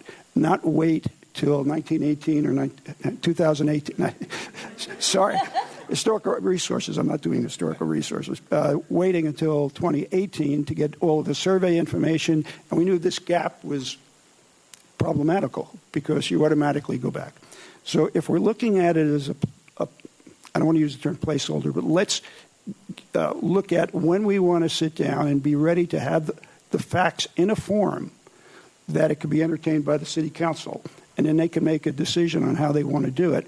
This is sort of helping us give us a date rather than sliding it. And if that's the purpose that it's being used as, I think it's very beneficial, if I can have that confirmed. Mr. Chair, yes, and thank you, Mr. Vincent, for expanding that there are a variety of options if ever an ordinance amendment was initiated. And just to clarify, I'm not asking the Commission to actually initiate the ordinance amendment today, but just should we consider it, and we're offering for your consideration the timing component of it, that we believe that one would need to be initiated by the end of 2017 in order to be timely. Okay. Commissioner Puzo, if I could just maybe go on with a couple of the ones I have. Okay. I'm finished. Okay, I'm sorry. On the annual survey data, we're continuing to require it. At our workshop, I guess, there was some commentary, good commentary, I think, that we had questioning whether the projects, all of the projects, were going to be required to provide this information. And I think you responded about building permit, et cetera. Anticipating that this may come up again at the joint meeting from the public, are we comfortable that we are going to have the ability to collect data on all of the high density and priority projects in order to make our decisions? Mr. Chair, I can say that in particular the high priority high density and priority overlay projects will be conditioned with that, and it will be a condition of approval, a requirement. So that expectation of the applicant will be clear to them upon getting approval of their project, and we will seek out that information. What we don't know is the quality of the information that we will receive. Mm-hmm. Okay. Well, hopefully, as you said, with the first couple of items, the data, a lot of the data is going to be kept by the management company if they will share it, assuming we don't get confidential information. And then the other, on that item, it was brought up that perhaps the first couple of projects may not be so conditioned and not have to report, like the Arlington Village or the Mark. Is that the case, or are they conditioned as well? Mr. Chair, the Mark is conditioned to provide that annual survey data. I'd have to go back and double check the Arlington Village. They may have, because they came back in more recently for a subdivision, but I could double check. The reason I can't confidently say that we'll get surveys from all of these projects is we initially only conditioned the projects in the high density and priority housing overlay to provide the survey. That was our understanding initially, that those are the only That's what I'm talking about. required. Sorry, I don't want to confuse you. Just those. Right. Yeah. So there were some in the medium high that did get approvals and don't have this condition. No, I understand that. Because as you say often in your report, the standards under which they're operating, except perhaps parking, is pretty similar to what was existing previously relative to site coverage and et cetera, the number of units. Okay. Then on residential parking standard, the focused ordinance amendment to require additional parking outside CBD. Question there is this, well, let me comment. This is going to be the big item, okay, on the program. I mean, it's the big item now. It needs to be addressed. And I guess what we're looking at is a way to evaluate it as part of a focused ordinance amendment. And my question is, this is not going to be I would guess, and I got the question for Scott too, any amendment to the ordinance, no matter how minor nor part of adapted management, still will go through the process of an ordinance amendment where we can all talk about it, see the pluses and minuses, and I don't want to go into a lot of my own pluses and minuses, what could happen with parking. But as long as we have a process to engage the public before making that focused ordinance change, would I be correct in assuming that? Mr. Chair, members of the Commission, any amendment to the AUD ordinance or any other ordinance within the municipal code has the same process. In the case of a zoning ordinance amendment like this, it does require a 5-vote action of the City Council. And so but the process is the same whether you're amending all of the language or any portion of the language. Okay. So if this would then be up to the decision of the City Council on whether they wanted to address the issue standalone versus waiting to do some project. And I guess we'd leave it up to them on what they consider most important to have a public hearing about. Okay. So I understand that one. And then the design boards with additional tools and support. We're in agreement with that. We did make a motion on that at our last meeting to support the design boards. With that, support historical resources, also was part of our motion. So I think the additional tools are, I guess, not similar, but somewhat less. But we have the advantage of getting full staff reports. And I think whatever can help them make their decision in the very efficient way that they operate, 20 minutes here, 25 minutes there. But to have the full knowledge that they have in front of them to make these compatibility decisions, I think is beneficial. And again, subject to when you're now infill, I forget how to say it. It was multifamily and mixed-use design guidelines are now interim infill. So, and of course that's subcommittee language, how they feel appropriate to understand it, that we get to look at it, okay, as if it affects land use, as I've already said. So those are my questions and partial comments on that. Any other discussion or clarification from the other commissioners on those points before, I guess, you want us to come up with a consensus for you? Would you like that? Mr. Chair, that would be wonderful if the commission could come to a consensus on some of these items. Okay, let's see. Party direction is welcomed as well. Okay, and again, we've had questions. I held off on comments before making that type of motion. Of course, we want to have comments from everybody, including the fact that they feel it's appropriate to come up with consensus motions itself. Commissioner Thompson. Well, I just was ready to make comments on staff's list there. We previously were doing questions, right? So I don't know that we have a consensus motion. By the time we try to craft something, it might be a long time coming. But I do have comments. Okay. Why don't you go ahead? Okay.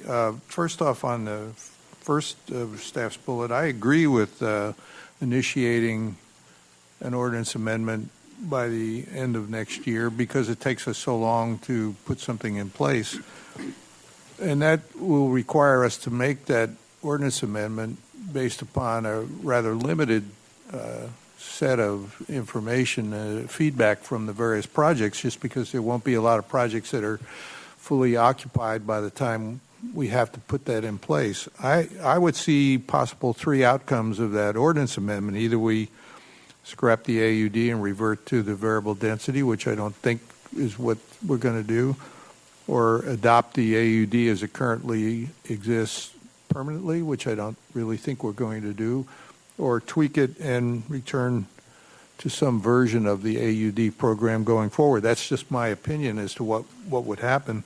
But if we don't initiate it by the end of next year, as you point out, you're going to reach the end of that trial period, and we won't have anything in place other than putting through an emergency ordinance to extend the AUD trial or revert. So, having said that, I would also suggest that maybe you want to, staff and the council, consider maybe doing that in a two-step process, maybe in the near term, very near term, that we put through a interim ordinance amendment to tweak the AUD project.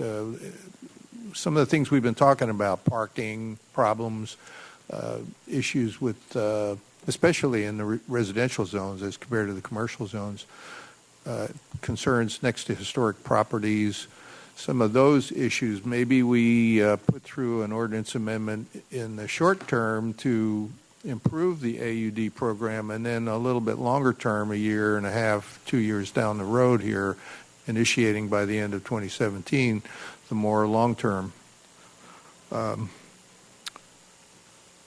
I do agree that parking standards needs to be looked at a little more closely. That seems to be one of the main objections that are raised frequently, particularly in the residential zones, R3 and R4, not so much in the commercial zones. And I also still think that we ought to consider, as long as this program has been quite popular, apparently, that we put in place something, if we do an interim ordinance amendment, to mitigate the flow of some of the projects going through the pipeline so we get a better handle on it. We have in place in in our ordinance now a limitation, annual limitation on condominium conversions, and so there is precedent for doing something like that.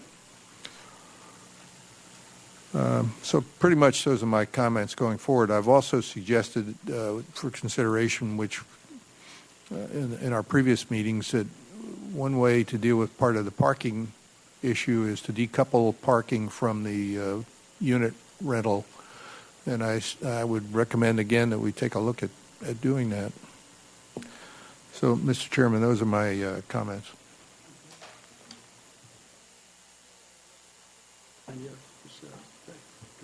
Okay, thank you, Mr. Chair. Yeah, I agree with Commissioner Thompson. We ought to initiate something fairly soon, given the duration it takes to put something new on the ground, and given the timeline out there to hit 250, so that we don't revert back to the dreaded variable density program.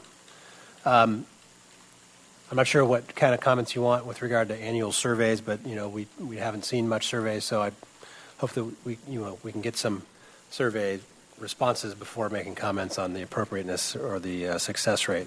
I guess I'd like to.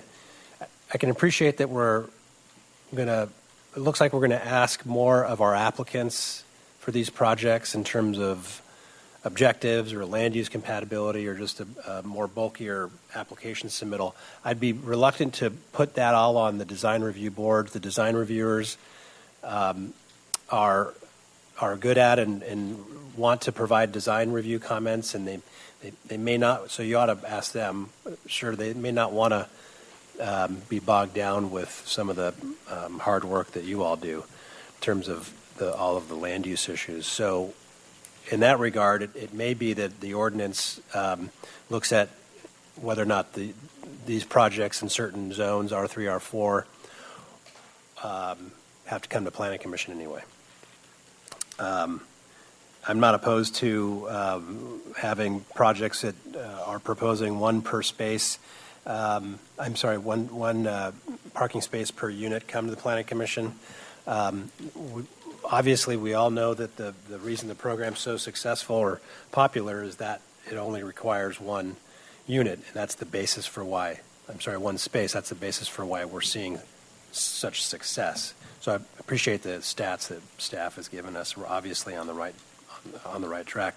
I don't think we need to do anything with height. We haven't scratched the surface of what's allowable, and we do. Remember we did have a Measure B that was a popular vote to keep the height limits where they are. With regard to open space, if there's projects within a certain distance that don't have public parks or open space near them, then perhaps that's another trigger to come to the Planning Commission. I'd like to just make a comment on the economics here of where these units are falling, and try to get, if we can, maybe before the joint PC City Council hearing, if not soon thereafter, an economist to come in and tell us what I think you've already told us, but which is that these rents are appropriate, but it's not having the effect, I think, in terms of educating the public that we might like to see, because we're still having lots of hand-wringing with regard to where the rents are landing. So I think it's meeting the need. Others don't. And so I don't know what the answer to that is, other than hearing an objective third party tell us that they are or they aren't. So those are my comments. Commissioner Schwartz. In terms of the initial trial period, I want to comment in a follow-on fashion with Commissioner Thompson and to hear from Mr. Vincent about this notion of extension. I don't know if the word amendment automatically includes, and if it would be understand to include, that we might just initiate an ordinance extension to give us more time to collect empirical data. So if you think everybody's clear about what an amendment means, it doesn't necessarily mean changing, by December 2017, recommending changing the program or a necessary reversion, but it's to possibly just say, we need more time to gather the data that we need in order to ultimately decide what the success criteria are, and then decide whether or not we further, we maintain the ordinance, we modify the ordinance, or terminate the ordinance. So I'll leave that to you. I'm not sure how to read this and if everybody's clear on what this means when you go to, the joint session on the 27th. I certainly think, which is why I've been part of the Housing Subcommittee and the AUD Subcommittee, that we have to continue to work on and then provide recommendations to the council on success criteria. Now, maybe that's assumed somewhere within all this documentation, but I think we've set that aside in a way while we've been talking through these other issues. But I think that list, the success criteria list, is critical to come to agreement on sooner rather than later as we look ahead to December 2017, or any time in, I guess you would say December 2017. So for me, until such time as we actually have a decent data set that is facts of tenant information, and I'll go back to my suggestion about, on a voluntary basis, asking property management and property owners to provide us with zip code information. Again, names anonymous, but so we understand where are they living now, where are they working, so we have a sense of whether or not it's fulfilling the policy intention of local workforce housing being provided. I think that's critical. If I could comment, we've talked about the word affordable. I really think that it's a misnomer of sorts, because what's affordable to one constituency or one individual or one stakeholder group seems like that's not the same definition being used by another, and I don't know how we get at that. Our policy says the word affordable, but we really haven't defined it in the policy and the program. So I think therein lies the rub with a lot of people that think that the average square foot of the units, the density of the units is not driving or creating a level of affordability that many assumed perhaps the program would provide. That's a subjective, qualitative conversation. I don't know how we get at that from a policy perspective. Anyway, I'll leave it at that. Annual survey, that goes to my comment about providing the zip codes. Residential parking standards. I don't believe that we have substantive parking data, that is empirical data, sort of a before and after. What are the parking demands now on each one of these properties? And then as they are constructed and occupied, what are the parking impacts and demands then? So to do that, we need to get them constructed, we need them occupied, and then we need to see what the on-the-ground impacts are. And I think we need that before we responsibly could consider amending an ordinance. So in my opinion, I'm not currently in support of considering a focused ordinance amendment to change our parking standards. Lastly, building height and open space. As I said in our last work session, I am in support, conceptually, of staff providing additional support and tools to the review boards in the area of staff reports, perhaps site visits, clarifying guidelines. But let me, if I could, I want to reinforce something I've said a number of times, but I feel very strongly about, and that's that enhancing the support to the review boards, in my opinion, in no way should spill over into the Planning Commission's scope of jurisdiction and affordability. I'm not interested, nor do I think it's appropriate to sort of beef them up and all the tools they have, and therefore the scope of authority they have in using all of those tools to basically be a stand-in for the Planning Commission and the scope of jurisdiction that we have. So I don't know how you balance that. It's kind of probably some nuanced decisions. But I just have some concerns about how far we are going to go there, especially, anyway, I'll leave it at that. Land use development, I think, needs to squarely sit with Planning Commission and not the review boards. And I think we just need to be careful and not inadvertently converting review boards to mini planning commissions in the city on AUD projects, simply because there have been some areas of discomfort, concern, confusion by the review boards as to how they should carry out their roles with these particular project applications. Thank you. Mr. Chair? Yes. Before you go on to the next commissioner's comments, I wanted to answer Commissioner Schwartz's first question, which is the timeline. The 250 or 8 years was set in an uncodified section of the AUD ordinance. So to change either one of those provisions or to extend either of them would require an ordinance amendment. Yes, right. Okay. Commissioner Thank you. Peugeot? Okay, thanks. To me, for the first bullet item, the focus really of my comment would be this, that I agree that the end of 2017 is the right time frame to be ready to make some sort of a determination of what kind of an ordinance that we should be moving forward in response to the provisions in the AUD ordinance. That also means between now and then, we do the preparatory work, the preparatory studies in order to get to that point where we can make an informed decision about which way to go at that time frame. So if that's what the first bullet means, then I'm in support of that first bullet. The annual survey, I'm supportive, but I see that as one of those tools that'll help us be able to make that determination. On residential parking standards, this is something we also discussed previously. Like Commissioner Schwartz, I also feel that we are not now able to make a decision about whether any ordinance is appropriate for changing parking standards. And I notice that you say parking standards and not other means of reducing parking. To me, that means like you're talking about a ratio. So I'm not sure if you meant it limited to just a parking ratio or not.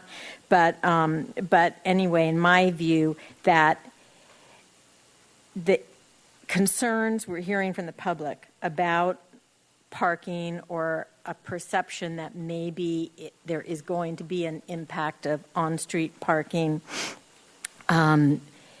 are real concerns.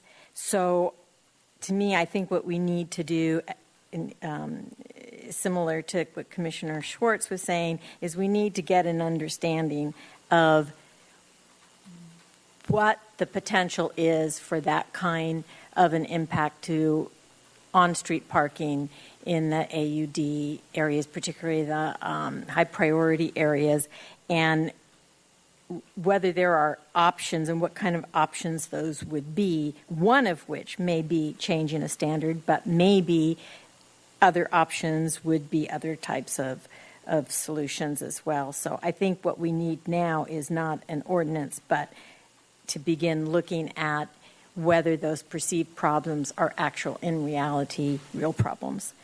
And then the last bullet item on building height and open space, which I would like to also reference compatibility. I would just like to mention that in referencing compatibility, in my view, it's the design compatibility that's really the additional facet to the tools and support to the design boards that we need, not density compatibility, but design compatibility. Thank you. Okay. On the ordinance amendment by the end of 2017, if we're talking about a placeholder, evaluation, getting information together, and I want to laud all your staff to responding to the information that we wanted relative to how things are going, analyzing it by pie graphs, sentence detail. And I was sort of kidding the other day when I told the staff person working on this, and it's also very colorful. Okay, a lot of pastel colors, but it's beautiful in a lot of ways. It's that exactly information that we're looking for. Some summarization as you do your presentations would be great, but we've got background information on every project that is being processed.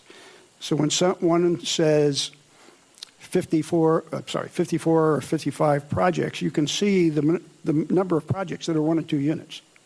You can see where there's existing 10 units, now you're going to have 12, either because they're putting them in or they're redoing the 10 units that are there.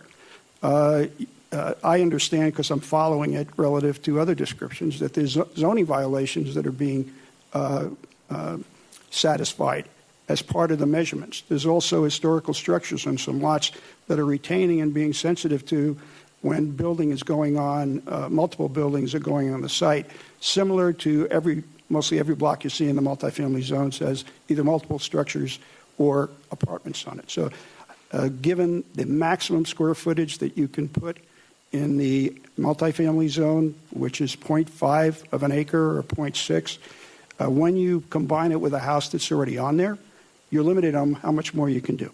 Okay, so it still is the sum game to try to keep it compatible with the neighborhood, if not small, and it will be small if you don't have to build garages. Okay, and we heard that on one appeal already. Garages, which I'm going to go to the parking situation. Requiring garages in the multifamily area could be problematical. You'd have to check with maybe those that have already been building the sites. Could they get 7 apartments on there versus the 5 that maybe have been approved as condominiums if they had to park 2 cars for those 2 bedrooms, for example? The leasable square footage is fixed at a maximum. You can't do more than that under our ordinance. To add costs for a garage not only contributes cost, but contributes size, bulk, and scale, and neighborhood compatibility. 1-car parking has also provided, in a number of cases, separation between buildings, between one long building. So what I would suggest as far as parking is maybe rather than an ordinance amendment is let's study it. Let's study what the baseline shows out there now. Let's study how the parking has either helped the project or maybe they could squeeze more units in it. But let's go to the projects that have already been approved and see whether the impact of additional parking on whether it be in commercial zones or more likely in multifamily, whether it's somebody with a heavy mix of 3-bedroom units versus 2 and 1. I mean, the commercial zones right now, in the projects approved, I got this, out of your 315 permitted and approved projects in the test area, there's 10 3-bedrooms. Okay, and I know 3 bedrooms are a problem, but the mark, as you mentioned, is 6. They already have additional parking. The other 4 are in Arlington and have a public parking lot right next to the building when they're completed. So let's look at the multifamily area, see if it's an issue, see what the baseline is. How do we maybe help it with shared cars,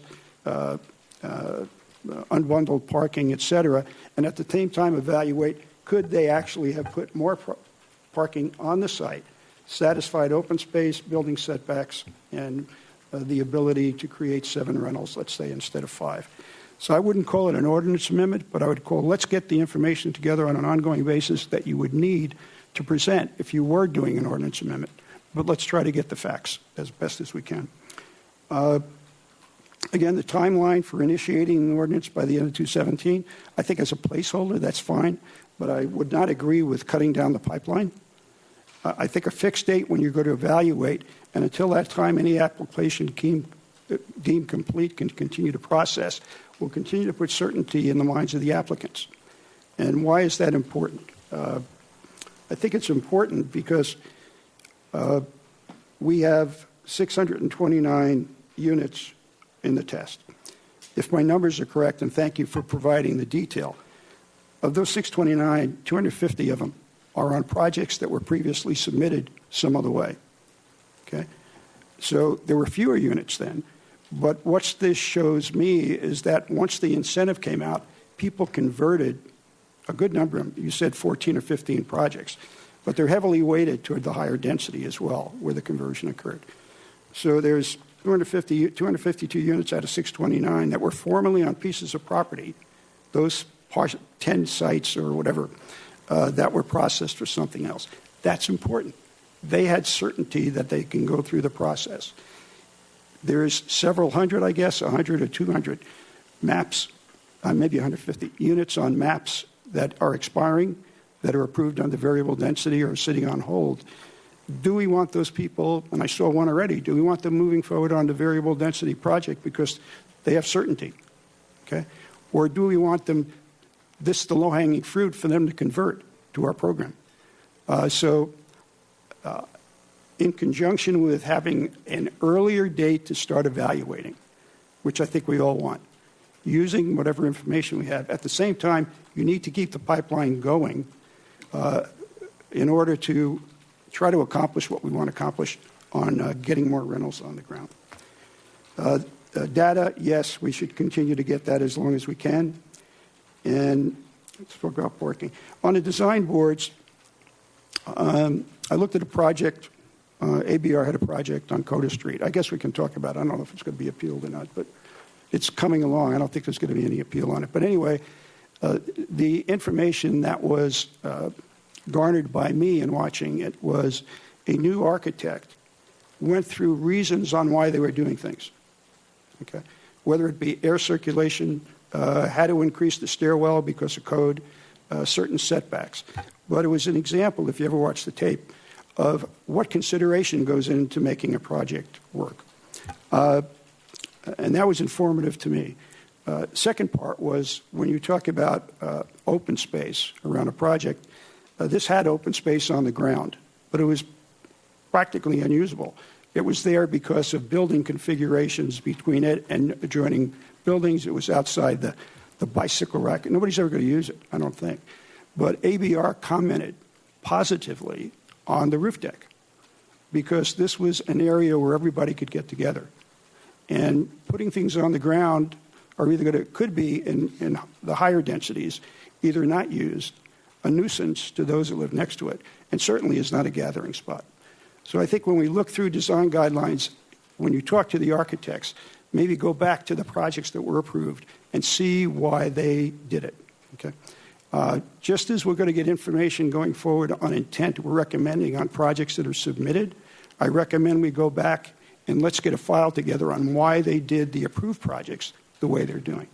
So this will help us too, the qualitative aspects of the program, the process they went through, in order when it comes time to hit this the end of 2017, we sort of have a narrative that goes with the particular project itself on why it was developed the way it was and how it utilized the site and also how it conformed to size, bulk, scale, and compatibility guidelines and still make it work.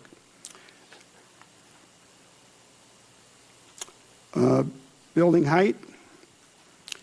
Compatibility has to get done, but I'm just hoping that there won't be a carte blanche reduction in height for any reason, because height to get 2-bedroom units with parking, and you may need some portion of a fourth story. And I think most of the buildings that have been constructed, except maybe one, are partial 4 stories.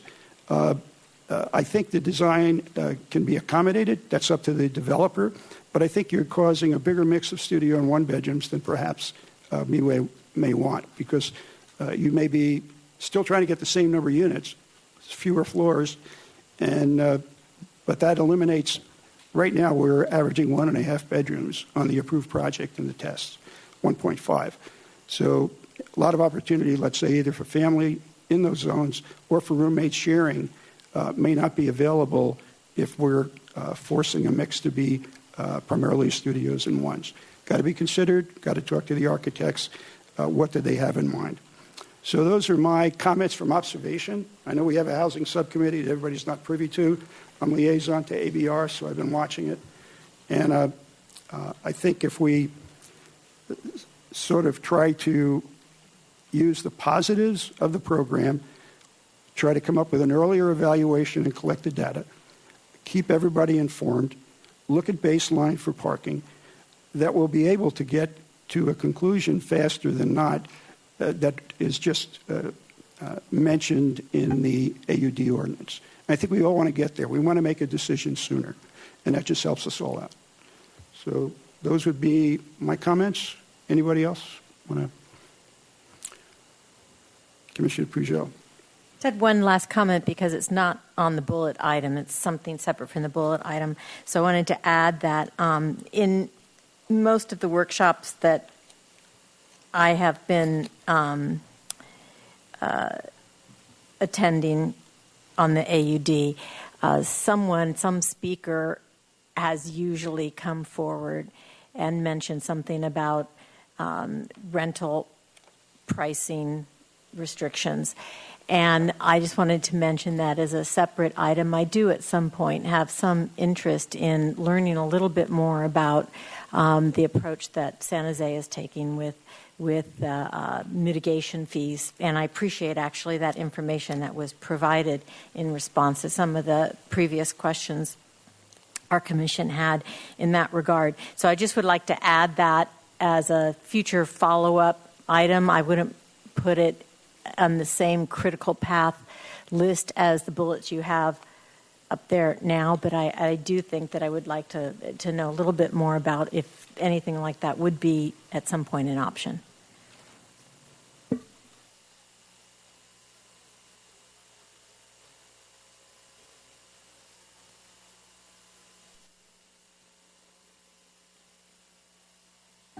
Mr. Chair and Commissioners, thank you. Yes, that was helpful, and you did go down each bullet point. We appreciate that, so we are keeping track of where you stood as a commission. So what I'm hearing is generally the commission would support an ordinance amendment having to deal with extending or somehow addressing the time limit of the program, having that initiated or begun in the end of 2017, continue to collect the annual survey data. We'll report back when we do finally have some building height and open space, and skipping down. As it relates to any other aspect too, I believe that the design review boards could use additional tools and support. Those are two areas that we hear. That's why they were called out specifically. We do have a commitment to do that, and you're correct. You did have that as an aspect of your motion at a prior workshop. In terms of parking standards, I heard a couple of different thoughts on it. A couple of the comments that were more in support of studying the situation before initiating an amendment. I would say there's also an option to have council initiate an amendment, and as part of that, we do some study. So one doesn't have to happen before the other, but in any event, if it's something that would be a significant work effort by staff, we would want council's okay to undertake some kind of a study. So I just make that, I hear you, just that we would want council to be okay with us doing that. All right. And thanks again to staff for the work. You responded, I think, to much, if not more, of the information we requested in discussions and workshops, and also made it a lot easier for us to come up with opinions having this level of data available for us. And I'm glad we were able to coordinate on this before the October 27th meeting. Thank you all.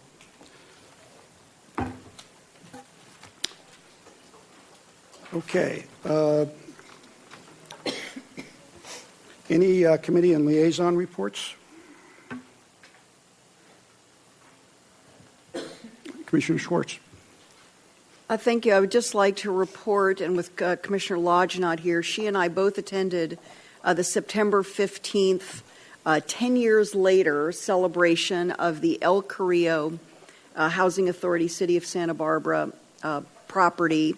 And it was very well attended, wide range of stakeholders, participants, funders. The media was there, and it was really a celebration of the arc of time and perspectives that the community has had on architecturally, housing, and helping those who have had difficulties in their lives, many of them having been homeless. other difficult conditions in their lives, finding their way back to safe and dignified housing, and also re-entering the job force, the workforce.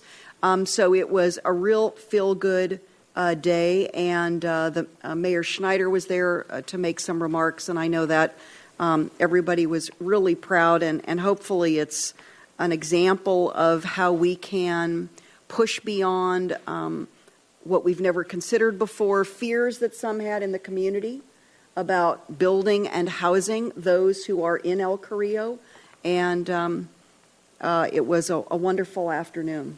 Thank you very much. Okay, anything else? Well, it's First Thursday again. Every meeting is First Thursday with our cancellations. It's like Groundhog Day. It's like second. I want to say second Thursday or third Thursday sometime, but it's First Thursday again. Enjoy the evening.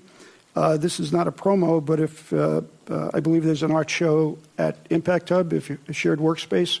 If you have not been there yet, you might want to, on your walk, stop in and see that. And our next meeting will be Thursday, October 13th at 1 o'clock. Thank you.